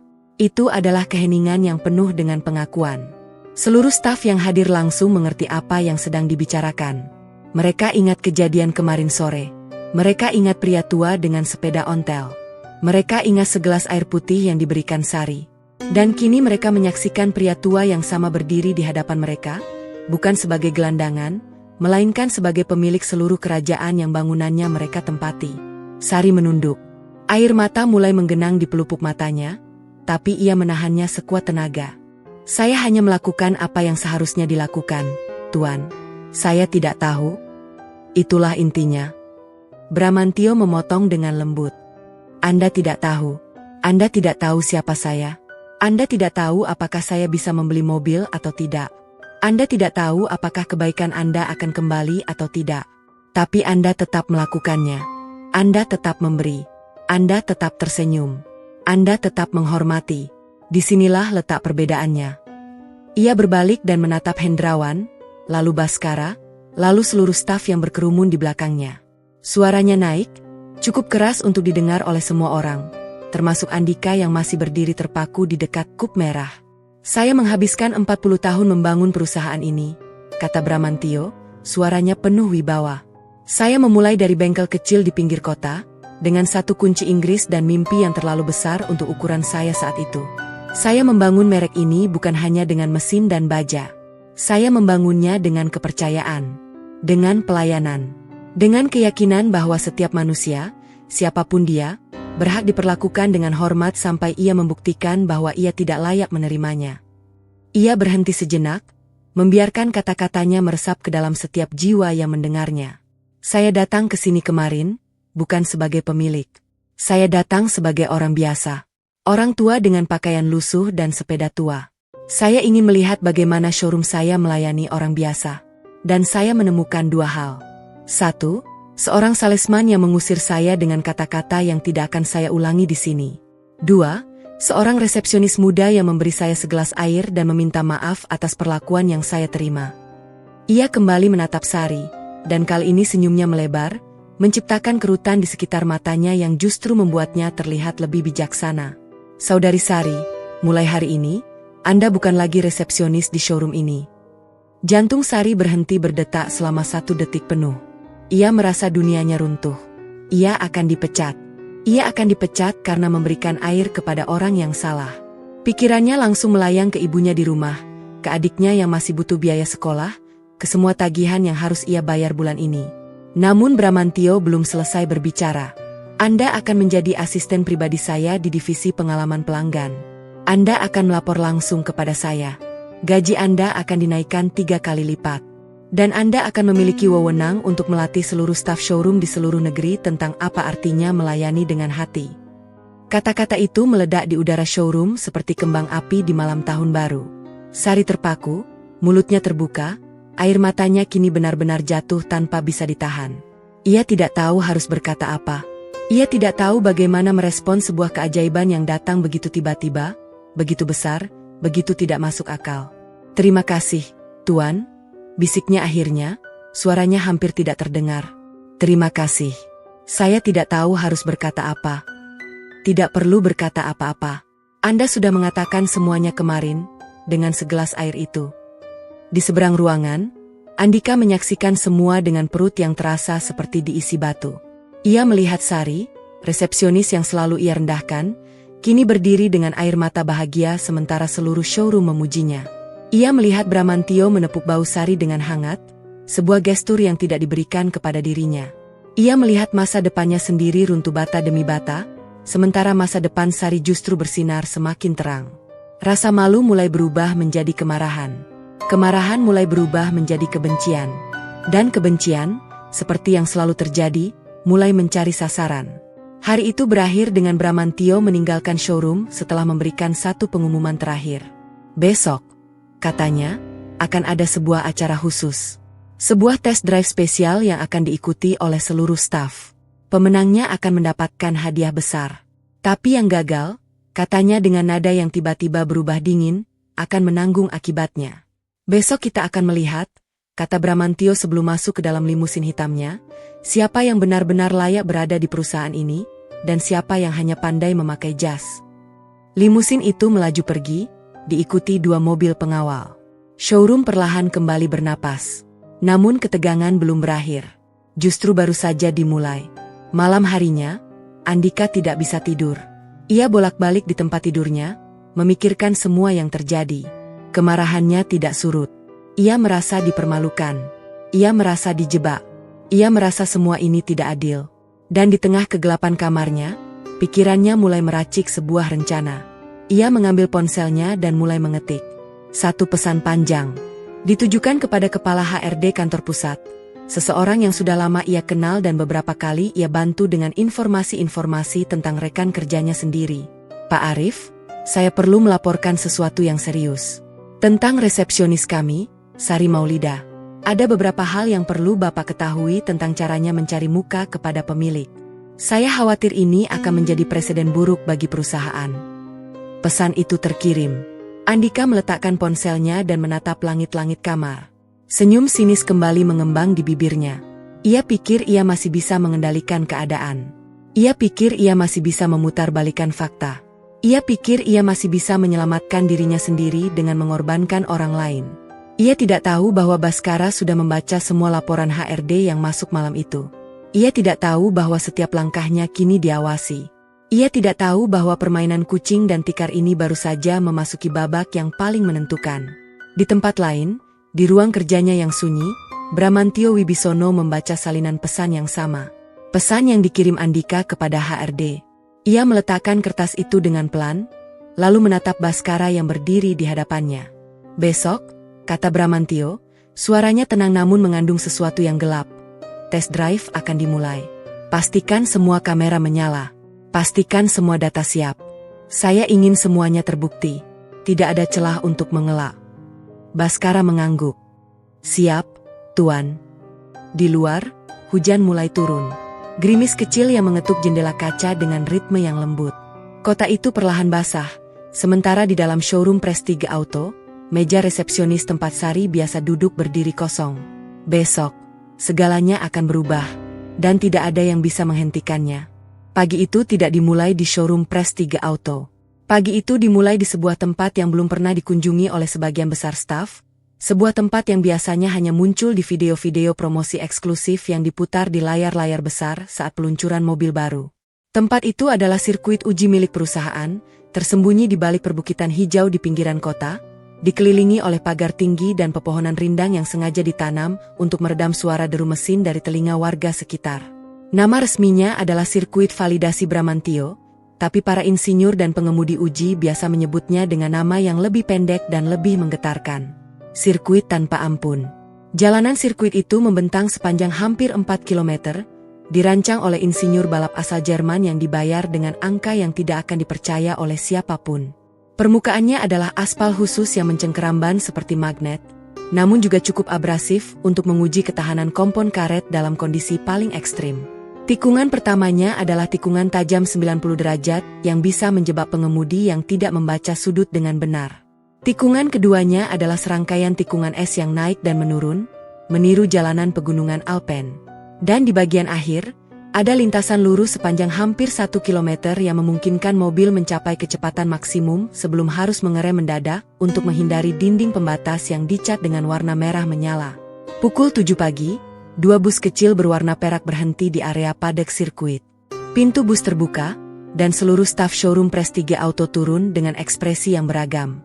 Ada yang takjub, menatap sekeliling dengan mata berbinar seperti anak kecil yang baru pertama kali masuk taman bermain. Ada yang tegang, meremas-remas ujung baju karena tidak tahu apa yang akan terjadi. Dan ada yang pucat, berkeringat meski udara pagi masih dingin dan kabut tipis belum sepenuhnya terangkat dari permukaan aspal. Orang terakhir yang turun dari bus adalah Andika Pratama. Semalam ia hampir tidak memejamkan mata. Pesan yang ia kirimkan kepada kepala bagian sumber daya manusia sudah terkirim, sudah dibaca, namun belum mendapatkan balasan. Ia tidak tahu apakah itu pertanda baik atau buruk. Ia mencoba meyakinkan dirinya sendiri bahwa fitnah yang ia sebarkan tentang Sari akan bekerja. Bahwa kabar tentang resepsionis yang mencari muka di depan pemilik akan menyebar dan mengubah persepsi orang-orang. Tapi ada sesuatu di sudut pikirannya yang terus menggerogoti, sebuah suara kecil yang berbisik bahwa kali ini ia sudah melangkah terlalu jauh. Ia turun dari bus dengan kacamata hitam menutupi matanya yang sembab.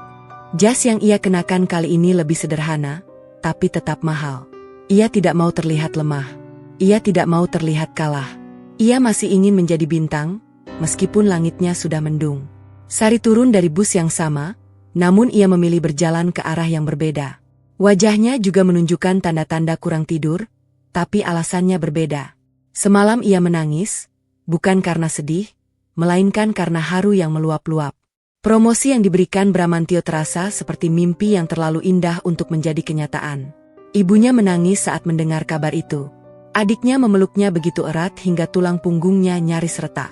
Dan kini, berjalan di atas aspal sirkuit yang halus, Sari merasa seperti sedang berjalan di atas awan. Baskara sudah berdiri di tengah paddock, memegang sebuah papan clipboard dan sebuah mikrofone nirkabel. Di belakangnya, 3 mobil sport edisi khusus terparkir rapi. Mesinnya sudah menyala, mengeluarkan suara dengkuran rendah yang bergetar di dada siapapun yang berdiri terlalu dekat. Warna bodinya berbeda. Satu berwarna biru metalik, satu putih mutiara, dan satu lagi merah menyala seperti bara api yang baru saja dikeluarkan dari tungku. Selamat pagi, semuanya. Suara Baskara terdengar melalui pengeras suara yang dipasang di tiang-tiang sekitar paddock. Selamat datang di sirkuit validasi Bramantio. Hari ini, sesuai perintah Tuan Bramantio, kita akan mengadakan sebuah test drive spesial. Ia berhenti sejenak, membiarkan mata seluruh hadirin menyapu ketiga mobil yang siap melaju. Aturannya sederhana. Setiap staf akan mendapatkan kesempatan untuk mengendarai salah satu mobil ini, didampingi oleh instruktur profesional. Rute yang harus ditempuh adalah 1 putaran penuh sirkuit. Penilaian didasarkan pada 3 kriteria. Pertama, kepatuhan terhadap instruksi. Kedua, kelancaran berkendara. Ketiga, etika selama berada di dalam kendaraan. Tidak ada yang dinilai dari kecepatan. Tidak ada yang dinilai dari catatan waktu. Yang dinilai adalah karakter. Kata terakhir itu melayang di udara seperti anak panah yang dilepaskan tanpa sasaran yang jelas. Namun semua orang tahu siapa yang sedang dibidik. Tuan Bramantio akan hadir dan menyaksikan secara langsung. Beliau sudah berada di ruang observasi utama, di atas bukit sana. Baskara menunjuk sebuah bangunan kaca yang bertengger di puncak bukit kecil di sisi utara sirkuit. Dari sana, seluruh lintasan bisa dilihat dengan jelas, seperti papan permainan yang terbentang di bawah kaki. Beliau tidak akan turun. Beliau hanya akan menonton. Tapi percayalah, beliau melihat semuanya. Andika mendongak, menatap bangunan kaca itu. Dari kejauhan, ia bisa melihat siluet seseorang berdiri di balik kaca, tidak bergerak, hanya mengamati. Ia tahu siapa itu. Ia bisa merasakan tatapannya bahkan dari jarak ratusan meter. Urat di lehernya menegang. Sekarang, kita mulai. Nama pertama yang dipanggil adalah seorang staf administrasi wanita parubaya bernama Rini. Ia terkejut, hampir menjatuhkan tas tangannya. Ia tidak pernah membayangkan akan diminta mengendarai mobil sport seharga miliaran rupiah. Dengan langkah gemetar, ia berjalan menuju mobil putih mutiara, didampingi oleh seorang instruktur yang tersenyum ramah dan membukakan pintu untuknya. Mobil putih itu melaju keluar dari paddock, memasuki sirkuit dengan kecepatan yang sangat pelan, nyaris seperti orang belajar mengemudi untuk pertama kali. Di tikungan pertama, Rini hampir berhenti total sebelum membelokkan setir dengan hati-hati. Instruktur di sampingnya terus memberikan arahan dengan suara tenang. 10 menit kemudian, mobil putih itu kembali ke paddock. Rini turun dengan wajah merah padam, setengah malu, setengah bangga. Tepuk tangan kecil terdengar dari beberapa rekannya. Nama berikutnya dipanggil.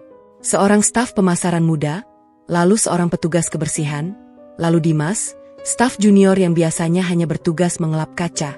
Satu persatu mereka masuk ke mobil, menjalani putaran, dan kembali dengan cerita masing-masing. Tidak ada yang melaju kencang. Tidak ada yang mencoba memamerkan keahlian. Instruksi Baskara sudah jelas. Yang dinilai bukan kecepatan. Yang dinilai adalah karakter. Dan kemudian, nama itu dipanggil. Andika Pratama.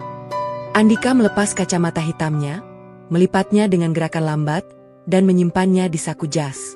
Ia berjalan menuju mobil biru metalik dengan langkah yang sengaja dibuat percaya diri, meskipun di dalam hatinya ada kupu-kupu yang berterbangan dengan panik. Instruktur yang mendampinginya adalah seorang pria bertubuh tegap dengan rambut dipotong pendek militer dan tatapan yang sulit diartikan. "Selamat pagi, Pak Andika," kata instruktur itu dengan suara yang datar. "Saya yang akan mendampingi Anda. Silakan masuk." Andika masuk ke balik kemudi. Setir berlapis kulit terasa dingin di telapak tangannya. Dashboard digital di hadapannya menyala dengan warna biru lembut. Aroma kulit baru memenuhi kabin. Ia mengenali aroma itu. Ia sudah menciumnya ribuan kali di showroom. Tapi kali ini aromanya terasa berbeda. Terasa lebih berat. Terasa seperti jebakan. Ia menarik napas panjang, lalu menyalakan mesin. Suara V8 meraung pelan, siap dilepaskan. Anda boleh mulai. Jaga kecepatan aman. Ikuti instruksi saya, kata instruktur. Mobil biru itu meluncur keluar padek, memasuki tikungan pertama. Andika mengambilnya dengan mulus. Cukup mulus. Tangannya terasa kaku, tapi ia masih bisa mengendalikan. Di tikungan kedua, serangkaian tikungan es naik turun, ia mulai merasa lebih percaya diri. Mobil ini adalah sahabatnya. Ia sudah menjualnya puluhan kali. Ia tahu cara kerjanya. Sekarang turunkan kecepatan. Masuk tikungan berikutnya dengan gigi 3, kata instruktur. Tapi Andika tidak mendengarkan. Pikirannya melayang ke bangunan kaca di atas bukit. Ke siluet pria tua yang berdiri di baliknya. Ke penghinaan yang ia terima kemarin. Ke Sari yang kini dipromosikan. Ke semua ketidakadilan yang ia rasakan. Amarah mulai mendidih di dalam dadanya, dan ia menekan pedal gas lebih dalam. Pak Andika, turunkan kecepatan. Mobil biru itu melesat keluar dari tikungan dengan kecepatan yang tidak seharusnya. Deru mesinnya berubah dari dengkuran menjadi raungan. Jarum speedometer bergerak naik dengan cepat. 80, 100, 120. Pak Andika, turunkan kecepatan sekarang. Di lintasan lurus terakhir, Andika melihat sesuatu di depannya. Sebuah mobil petugas sirkuit, sebuah kendaraan utilitas kecil berwarna oranye, melintas perlahan di sisi kanan lintasan. Jaraknya masih jauh, tapi dengan kecepatan yang ia tempuh, jarak itu akan tertelan dalam hitungan detik. Seharusnya ia mengerem. Seharusnya ia memperlambat. Seharusnya ia mendengarkan instruktur yang kini sudah berteriak di sampingnya. Tapi ia tidak mengerem. Ia malah membanting setir ke kiri, berusaha menghindari mobil petugas itu tanpa mengurangi kecepatan. Ban mobil menjerit, mencengkeram aspal dengan putus asa. Bagian belakang mobil tergelincir, berputar sedikit, dan untuk satu detik yang mengerikan, Andika kehilangan kendali sepenuhnya. Mengerem, injak rem. Instruktur menginjak pedal rem di sisi penumpang, sebuah fitur keamanan yang untungnya terpasang di mobil itu. Mobil biru itu berhenti mendadak, berputar seperempat lingkaran, dan berhenti dengan posisi hampir menyamping di tengah lintasan. Asap mengepul dari ban yang terbakar. Bau karet gosong langsung memenuhi kabin. Keheningan. Hanya suara mesin yang masih mendengkur dan napas terengah-engah dari dua orang di dalam mobil. Instruktur menatap Andika dengan mata yang membara, tapi ia tidak berteriak. Ia hanya berkata dengan suara yang sangat pelan dan sangat dingin. Kembali ke padek. Sekarang. Andika kembali dengan tangan gemetar. Ia parkir di tempat semula, turun dari mobil, dan disambut oleh tatapan seluruh staf yang menyaksikan dari kejauhan. Beberapa dari mereka memegang dada, beberapa lainnya menutup mulut. Dimas memandangnya dengan ekspresi yang sulit diartikan, campuran antara ngeri dan kasihan. Baskara menulis sesuatu di clipboardnya. Tulisannya panjang. Sari Maulida. Nama itu dipanggil, dan Sari tersentak. Ia menatap Baskara dengan mata membulat, lalu menatap mobil merah menyala yang masih menunggu. Ia ingin menggeleng. Ia ingin mundur. Ia ingin mengatakan bahwa ia tidak sanggup. Tapi sesuatu di dalam dirinya, sesuatu yang lebih kuat dari rasa takutnya, membuat kakinya tetap melangkah maju. Instruktur yang mendampinginya berbeda. Seorang wanita berusia sekitar 40 tahun, dengan rambut diikat ekor kuda dan senyum yang hangat. Tenang, Mbak Sari. Nggak perlu takut. Saya akan bantu. Sari masuk ke dalam mobil merah itu. Tangannya gemetar saat memegang setir.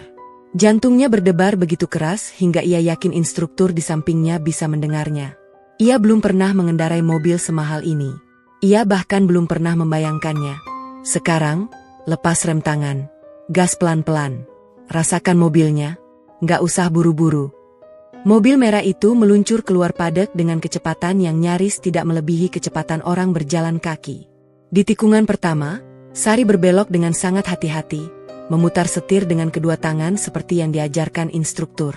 Suara mesin tetap halus, tidak meraung, tidak melawan. Bagus. Sekarang tikungan kedua. Agak naik. Tambah sedikit gas. Jangan takut. Mobil ini jinak kok. Sari menambah gas sedikit. Mobil merespons dengan halus, menanjak dengan mudah. Ia tersenyum kecil. Untuk pertama kalinya sepanjang hari ini, ia tersenyum. Sekarang tikungan ketiga. Lintasan lurus. Boleh lebih cepat sedikit kalau berani. Sari menambah gas lagi. 50, 60. 70. Angka itu tidak seberapa dibandingkan apa yang tadi dicapai Andika. Tapi ia tidak peduli. Ia menikmati setiap detiknya. Angin yang menerpa kaca depan. Pemandangan perbukitan hijau di kejauhan. Suara mesin yang mengalun seperti musik. Ia merasa damai. Ia merasa dihargai. Ia merasa, untuk pertama kalinya dalam 2 tahun bekerja di showroom, bahwa dirinya adalah bagian dari sesuatu yang besar. Mobil merah itu kembali ke paddock dengan mulus. Sari turun dengan pipi yang memerah dan mata yang berbinar. Beberapa rekannya bertepuk tangan. Dimas bersiul pelan. Bahkan Rini, staf administrasi yang tadi hampir menangis karena gugup, ikut tersenyum bangga. Tapi suasana itu tidak bertahan lama. Suara Baskara kembali terdengar melalui pengeras suara. Kali ini nadanya berbeda, lebih berat, lebih dingin. Terima kasih atas partisipasi semua. Sekarang, saya minta seluruh staf berkumpul di ruang utama paddock. Akan ada pemutaran sesuatu yang perlu disaksikan bersama. Seluruh staf saling berpandangan. Tidak ada yang tahu apa yang akan terjadi. Tapi perasaan tidak enak mulai menjalar dari satu orang ke orang lain, seperti kabut yang merayap di atas aspal. Mereka digiring ke sebuah ruangan besar di dalam gedung paddock. Sebuah ruangan dengan dinding putih dan lantai beton yang dipoles. Di salah satu dinding, sebuah layar proyektor besar sudah menunggu, terhubung ke sebuah laptop yang dijaga oleh Baskara sendiri. Di depan layar itu, beberapa kursi sudah disusun berbaris. Seluruh staf duduk, satu persatu, dengan Andika duduk di barisan paling belakang, di kursi sudut yang paling gelap. Ketika semua sudah duduk, lampu di ruangan itu meredup. Layar proyektor menyala. Dan yang muncul di layar itu adalah rekaman dari kamera pengawas. Tanggalnya adalah 2 hari yang lalu. Waktunya adalah sore hari. Tempatnya adalah showroom Prestige Auto. Di layar itu, terlihat seorang pria tua berpakaian lusuh masuk dengan sepeda ontel. Terlihat seorang salesman berjas mendekatinya dengan langkah marah. Terlihat mulut salesman itu membuka dan menutup, mengeluarkan kata-kata yang kali ini terdengar dengan sangat jelas, karena seseorang telah menambahkan audio yang disinkronkan dengan sempurna. Pak tua, Bapak lihat kan ini tempat apa? Ini showroom mobil sport mewah, bukan bengkel sepeda, bukan tempat lo. Seluruh staf yang duduk di ruangan itu membeku. Beberapa menoleh ke arah Andika. Beberapa lainnya menunduk, tidak sanggup menonton. Rekaman terus berputar. Adegan berganti, menunjukkan Sari yang datang membawa segelas air putih, menunduk sopan, dan mengantarkan pria tua itu keluar dengan penuh hormat. Lalu rekaman berganti lagi, menunjukkan Andika yang memarahi Sari setelah pria tua itu pergi. Sari, apa-apaan lo? Lo tuh kebanyakan perasaan, Sar. Kerjaan lo cuma senyum, sambut tamu, kasih air minum. Gak usah sok jadi pahlawan. Rekaman berakhir. Layar menjadi hitam. Lampu kembali menyala.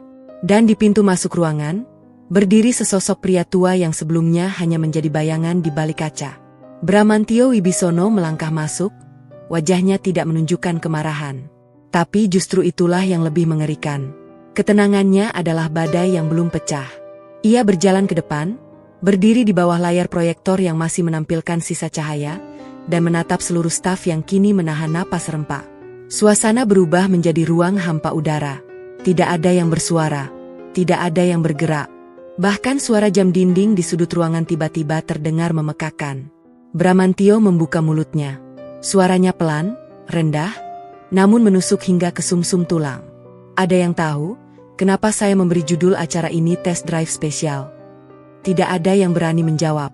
Pertanyaan itu menggantung di udara, berputar-putar tanpa tujuan, mencari sasaran yang sudah pasti akan terkena. Bramantio melanjutkan, matanya kini tertuju pada satu orang. Satu orang yang duduk di sudut paling gelap di ruangan ini. Karena hari ini, saya tidak sedang menguji mobil. Saya sedang menguji manusia. Saya sedang menguji karakter. Mata itu tidak berkedip. Suara itu tidak bergetar. Dan kata-kata berikutnya keluar seperti palu yang diketukan pada paku terakhir sebuah peti mati. Kau kira kau sedang test drive mobil, Andika Pratama? Tidak. Ini test drive kehidupan. Dan kau baru saja menabrakkannya. Seluruh ruangan menahan napas. Andika duduk terpaku, wajahnya sepucat kertas, matanya kosong menatap layar yang kini sudah gelap.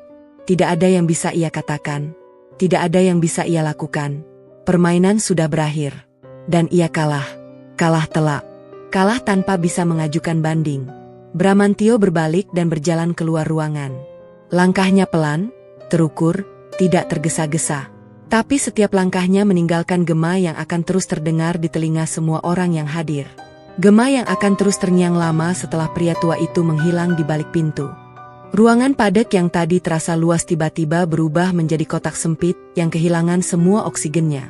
Kata-kata Bramantio Wibisono masih menggantung di udara, berputar-putar di atas kepala semua orang yang hadir seperti burung pemangsa yang belum memutuskan kapan akan menyambar. Ini tes drive kehidupan. Dan kau baru saja menabrakannya. Kalimat itu pendek, tidak lebih dari 10 kata. Namun bobotnya cukup untuk meremukan tulang punggung seorang pria yang selama ini berdiri di atas singgasana kaca. Andika Pratama masih duduk di kursi sudut paling belakang. Tubuhnya tidak bergerak. Tangannya mencengkeram ujung sandaran kursi di sampingnya.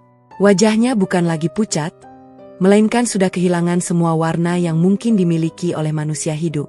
Matanya kosong, menatap layar proyektor yang kini sudah hitam pekat, seolah-olah di dalam kegelapan itu ia masih bisa melihat rekaman dirinya sendiri sedang membentak pria tua yang ternyata adalah pemilik seluruh kerajaan yang ia pijak. Bramantio belum selesai.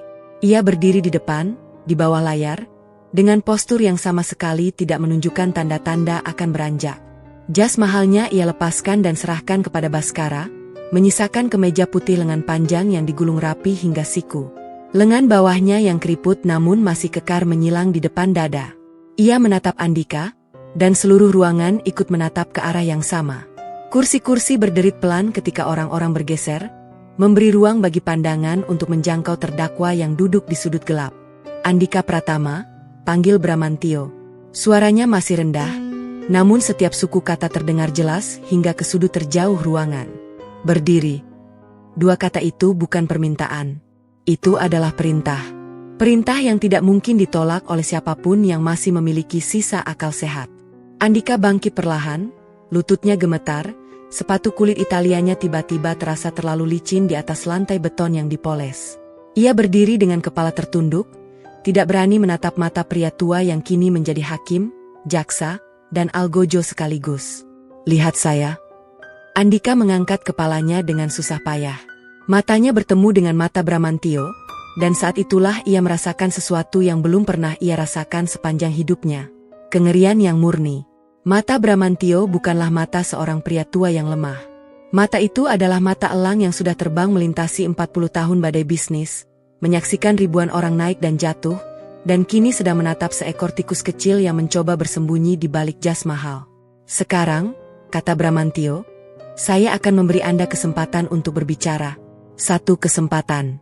Jelaskan kepada semua orang yang hadir di ruangan ini. Mengapa Anda melakukan itu? Angin segar menyelinap ke dalam paru-paru Andika. Ia melihat celah. Ia melihat secercah harapan. Sebagai seorang salesman, ia tahu bagaimana cara berbicara. Ia tahu bagaimana cara meyakinkan orang. Ia sudah melakukannya ribuan kali. Ini hanya pitch lainnya. Ini hanya negosiasi lainnya. Ia bisa melakukan ini. Ia menarik napas panjang, menegakkan bahunya, dan mulai berbicara. Suaranya masih bergetar di awal, namun perlahan menemukan ritmenya. Tuan Bramantio, saya mohon maaf yang sebesar-besarnya. Saya akui, apa yang saya lakukan 2 hari yang lalu adalah kesalahan yang sangat fatal.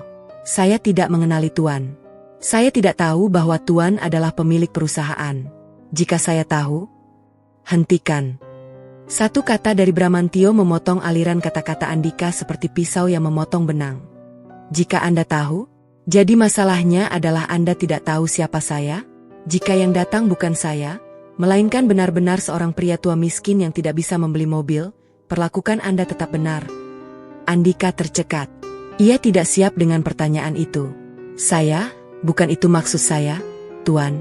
Maksud saya adalah, Anda adalah salesman terbaik di showroom ini. 3 tahun berturut-turut. Itu yang saya dengar dari laporan. Tapi izinkan saya bertanya, sebagai salesman terbaik, apa definisi pelanggan menurut Anda? Pertanyaan itu sederhana.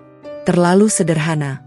Namun Andika tahu bahwa di balik kesederhanaannya tersembunyi jebakan yang bisa menelannya hidup-hidup. Ia berpikir cepat, berusaha merangkai jawaban yang aman. Pelanggan adalah siapapun yang datang ke showroom untuk membeli mobil, Tuan. Salah. Bramantio melangkah maju selangkah. Pelanggan adalah siapapun yang datang ke showroom. Titik. Tidak ada embel-embel. Tidak ada syarat. Tidak ada ketentuan. Siapapun yang melangkahkan kaki ke dalam showroom saya, apakah ia memakai sepatu kulit atau sandal jepit, apakah ia datang dengan mobil atau sepeda ontel, ia adalah tamu. Ia adalah pelanggan. Ia adalah raja. Itu filosofi yang saya bangun selama 40 tahun. Dan Anda, dalam waktu kurang dari 5 menit, menghancurkannya di depan kamera pengawas. Bramantio berbalik dan memberi isyarat kepada Baskara. Asistennya itu mengangguk dan menyentuh layar tabletnya. Layar proyektor di depan ruangan kembali menyala, namun kali ini bukan rekaman CCTV yang muncul. Kali ini adalah serangkaian dokumen, satu persatu, ditampilkan dengan efek transisi yang perlahan dan dingin. Ini adalah surat keluhan yang masuk ke kantor pusat dalam 3 bulan terakhir, kata Bramantio, matanya masih terpaku pada layar. Saya akan bacakan beberapa di antaranya. Dokumen pertama muncul. Sebuah email dengan kop surat seorang pengusaha muda yang namanya cukup dikenal di kota ini. Surat dari Bapak Raditya Wardana, pemilik jaringan kafe dan restoran. Isinya sebagai berikut. Saya datang ke showroom Prestige Auto dengan niat membeli mobil sport untuk hadiah ulang tahun istri saya. Saya datang dengan pakaian santai karena baru saja selesai berolahraga. Seorang salesman bernama Andika menolak melayani saya dengan alasan saya tidak terlihat serius membeli.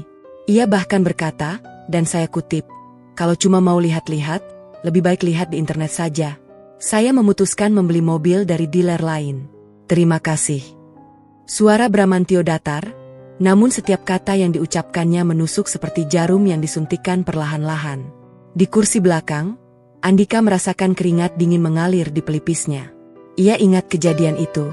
Ia ingat betul, pengusaha muda itu datang dengan celana training dan sepatu lari.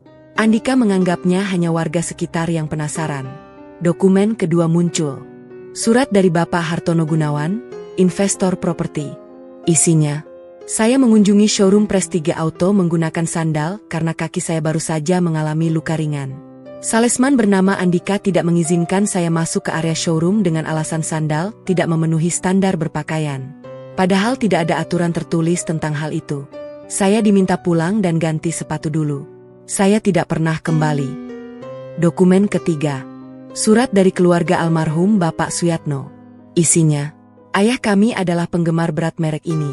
Beliau sakit keras dan keinginan terakhirnya adalah duduk di dalam mobil sport impiannya. Kami membawa beliau ke showroom. Salesman bernama Andika melarang kami mendekati mobil, mengatakan bahwa mobil itu bukan untuk orang sakit, dan meminta kami pergi. 2 hari kemudian, ayah kami meninggal dunia tanpa bisa mewujudkan keinginan terakhirnya. Suasana ruangan berubah menjadi kuburan. Beberapa staf menunduk. 1 orang terdengar menyeka hidungnya dengan tisu. Dimas menggigit bibirnya sendiri, menahan sesuatu yang mungkin adalah tangis atau amarah. Sari, yang duduk di barisan depan, menutup matanya. Air mata jatuh di atas tangannya yang terkepal. Bramantio membiarkan keheningan itu berlangsung selama beberapa detik sebelum melanjutkan. Ini hanya 3 dari 12 keluhan yang kami terima. 12. Semuanya melibatkan nama yang sama, Andika Pratama. Ia berbalik dan kini menatap langsung ke arah terdakwa. Anda pikir Anda sedang menyaring pelanggan. Anda pikir Anda sedang menjaga gengsi showroom. Tapi yang sebenarnya Anda lakukan adalah membunuh bisnis ini perlahan-lahan, 1 pelanggan demi 1 pelanggan. Andika tidak tahan lagi. Ia merasakan sesuatu di dalam dirinya runtuh. Bukan amarah yang keluar, melainkan keputusasaan. Tuan, saya mohon ampun. Saya bekerja untuk perusahaan ini selama 5 tahun. Saya sudah menjual lebih dari 100 mobil. Saya sudah memberikan komisi miliaran rupiah untuk perusahaan. Semua itu tidak bisa dihapus hanya karena beberapa kesalahan. Saya mohon, beri saya kesempatan kedua. Saya akan berubah. Saya akan... Kesempatan kedua? Bramantio mengangkat alisnya. Menarik. Anda minta kesempatan kedua. Tapi berapa banyak orang yang Anda tolak di pintu showroom? Apakah Anda memberi mereka kesempatan kedua? Apakah Anda memberi Bapak Suyatno kesempatan untuk duduk di mobil impiannya sebelum beliau meninggal? Pukulan telak. Andika tidak bisa menjawab. Mulutnya terbuka, tapi tidak ada suara yang keluar. Ia seperti ikan yang terdampar di atas marmer, menggelepar tanpa air, tanpa harapan. Bramantio melipat tangannya di depan dada. Suaranya turun, menjadi hampir seperti bisikan, namun justru lebih mengerikan daripada teriakan. 5 tahun Anda bekerja di sini. 100 mobil Anda jual.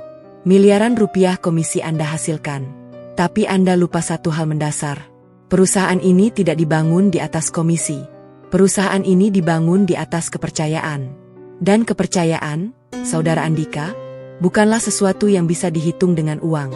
Kepercayaan adalah sesuatu yang Anda hancurkan setiap kali Anda membentak seorang tamu. Setiap kali Anda menghina seorang calon pembeli. Setiap kali Anda menilai manusia dari lapisan luarnya. Ia berhenti sejenak, lalu melanjutkan dengan nada yang berubah. Nada yang mengandung sesuatu yang lebih final. Saya mendirikan perusahaan ini dari nol. Dari sebuah bengkel kecil di pinggir kota yang atapnya bocor kalau hujan. Saya tidak punya apa-apa waktu itu. Saya pakai sandal jepit setiap hari. Saya dorong sepeda ontel kemana-mana. Kalau dulu ada orang seperti Anda yang mengusir saya dari showroom, saya tidak akan pernah bisa membeli mobil pertama saya. Saya tidak akan pernah bisa memulai bisnis ini. Saya tidak akan pernah bisa berdiri di hadapan Anda hari ini. Ia menatap Andika dengan mata yang kini menunjukkan sesuatu yang sebelumnya tidak terlihat. Kekecewaan. Bukan kemarahan. Bukan kebencian. Melainkan kekecewaan yang dalam, jenis kekecewaan yang hanya dirasakan oleh seorang guru kepada muridnya yang mengecewakan, seorang ayah kepada anaknya yang tersesat. Andika Pratama. Suaranya naik, menjadi resmi, menjadi vonis. Berdasarkan bukti rekaman CCTV, bukti surat keluhan pelanggan, dan bukti langsung yang saya saksikan dengan mata kepala saya sendiri, saya menyatakan Anda terbukti melakukan pelanggaran berat terhadap kode etik perusahaan. Dengan ini, Anda saya pecat. Efektif mulai hari ini. Semua hak komisi yang belum dibayarkan akan disumbangkan ke yayasan sosial milik perusahaan. Bumi bergetar di bawah kaki Andika. Tapi Bramantio belum selesai. Lebih dari itu. Nama Anda akan saya masukkan ke dalam daftar hitam industri otomotif nasional. Anda tidak akan pernah bisa bekerja di perusahaan otomotif manapun, di dealer manapun, di showroom manapun, selama sisa hidup Anda. Saya akan mengirimkan surat rekomendasi hitam ini ke seluruh jaringan kami. Anda tamat. Kata itu meledak seperti bom. Tamat. Bukan sekadar dipecat. Bukan sekadar diusir. Tapi tamat. Selesai. Habis. Karir yang ia bangun selama 5 tahun. Reputasi yang ia pamerkan di setiap kesempatan. Semuanya lenyap dalam satu kata. Dan kemudian Bramantio mengatakan kalimat terakhir yang paling menghancurkan. Kamu bukan sekadar dipecat, Andika. Kamu tamat. Seluruh ruangan hening. Tidak ada yang bersuara. Tidak ada yang bergerak. Bahkan suara napas pun serasa menghilang. Waktu membeku di dalam ruang padek itu, dan di tengah kebekuan itu, Andika Pratama berdiri sendirian. Pundaknya yang dulu tegak kini melorot. Kepalanya yang dulu diangkat tinggi kini tertunduk dalam. Jas biru tuanya yang dulu menjadi simbol kejayaan kini menjadi baju tahanan yang membungkus tubuhnya yang penuh kekalahan. Ia berjalan keluar ruangan dengan langkah yang tidak lagi memiliki irama. Kaki kanannya menyeret, sepatu kulit Italianya menggores lantai beton dengan bunyi yang menyakitkan telinga. Tangannya terjulur ke samping, mencari pegangan, namun tidak menemukan apa-apa. Pintu ruangan terbuka, cahaya matahari pagi menerpanya, namun tidak ada kehangatan yang ia rasakan. Satu persatu staf yang duduk di ruangan itu menyaksikan kepergiannya. Tidak ada yang bertepuk tangan. Tidak ada yang bersorak. Tidak ada yang merasa menang. Bahkan Dimas, yang sering menjadi sasaran amarah Andika, hanya bisa menunduk dan menggigit bibirnya. Kekalahan seorang manusia, betapapun sombongnya ia, tetaplah pemandangan yang menyedihkan. Di luar ruangan, Andika berjalan melewati 3 mobil sport yang masih terparkir rapi di padek. Mobil-mobil yang dulu ia jual dengan bangga. Mobil-mobil yang dulu ia pamerkan sebagai bukti kehebatannya. Kini mobil-mobil itu hanya menjadi saksi bisu kejatuhannya. Cahaya matahari memantul di bodi metalik mereka, menciptakan kilauan yang menusuk mata. Ia terus berjalan, melewati gerbang padek, melewati pos keamanan, hingga akhirnya mencapai jalan raya kecil di luar sirkuit. Tidak ada mobil yang menjemputnya. Tidak ada sopir yang menunggu. Ia harus mencari tumpangan sendiri, sesuatu yang belum pernah ia lakukan selama bertahun-tahun. Sementara itu, di dalam ruangan, Bramantio masih berdiri di depan. Wajahnya kembali tenang, seolah badai baru saja berlalu dan kini laut kembali teduh. Ia menatap seluruh staf yang masih duduk dengan ekspresi terpukau, lalu mengangguk pelan kepada Baskara. "Sekarang," katanya, suaranya kembali normal. "Kita lanjutkan ke bagian kedua acara ini. Bagian yang lebih menyenangkan." Ia berjalan mendekati meja tempat Sari duduk. Gadis itu masih menyeka air matanya dengan tisu yang diberikan oleh rekannya. Ketika menyadari Bramantio berdiri di dekatnya, ia segera bangkit dan menunduk hormat. "Sari Maulida," kata Bramantio, dan kali ini suaranya tidak mengandung vonis apapun. Hanya kehangatan, hanya penghargaan. "Ikut saya. Ada sesuatu yang ingin saya berikan kepada Anda." Sari mendongak, bingung. Ia menatap Bramantio, lalu menatap Baskara yang tersenyum tipis di belakangnya. Ia tidak tahu apa yang akan terjadi, tapi perasaannya mengatakan, apapun itu, hidupnya tidak akan pernah sama lagi setelah hari ini. Bramantio Wibisono berjalan menyusuri koridor gedung padat, dan Sari Maulida mengikutinya dengan langkah kecil yang gemetar. Mereka memasuki sebuah ruangan pribadi berpintu kayu besar, dengan jendela kaca lebar yang menghadap langsung ke sirkuit. Di dalam, aroma kayu tua dan buku-buku tebal memenuhi udara. Bramantio duduk di kursi kulitnya, lalu mempersilakan Sari duduk di hadapannya. "Kamu takut, ya?" tanyanya, suaranya lembut. "Saya hanya tidak menyangka, Tuan," jawab Sari jujur. Bramantio tersenyum. "Saya sudah hidup hampir 70 tahun. Saya sudah bertemu ribuan manusia. Tapi tahukah kamu, Nak Sari? Hanya segelintir yang benar-benar mengerti apa artinya melayani. Kemarin sore, kamu tidak tahu siapa saya. Kamu hanya melihat seorang kakek kehausan, dan kamu berdiri dari mejamu, menuangkan segelas air, lalu memberikannya dengan kedua tanganmu dan kepala menunduk. Itu bukan tindakan seorang resepsionis. Itu tindakan seorang manusia yang melihat manusia lain." Ia membuka laci mejanya dan mengeluarkan sebuah kotak kayu kecil berisi kunci mobil sport edisi terbatas. Sari terpaku melihatnya. "Satu gelas air itu, Nak Sari, lebih mahal dari semua mobil di showroom ini." Air mata Sari jatuh tanpa bisa ditahan.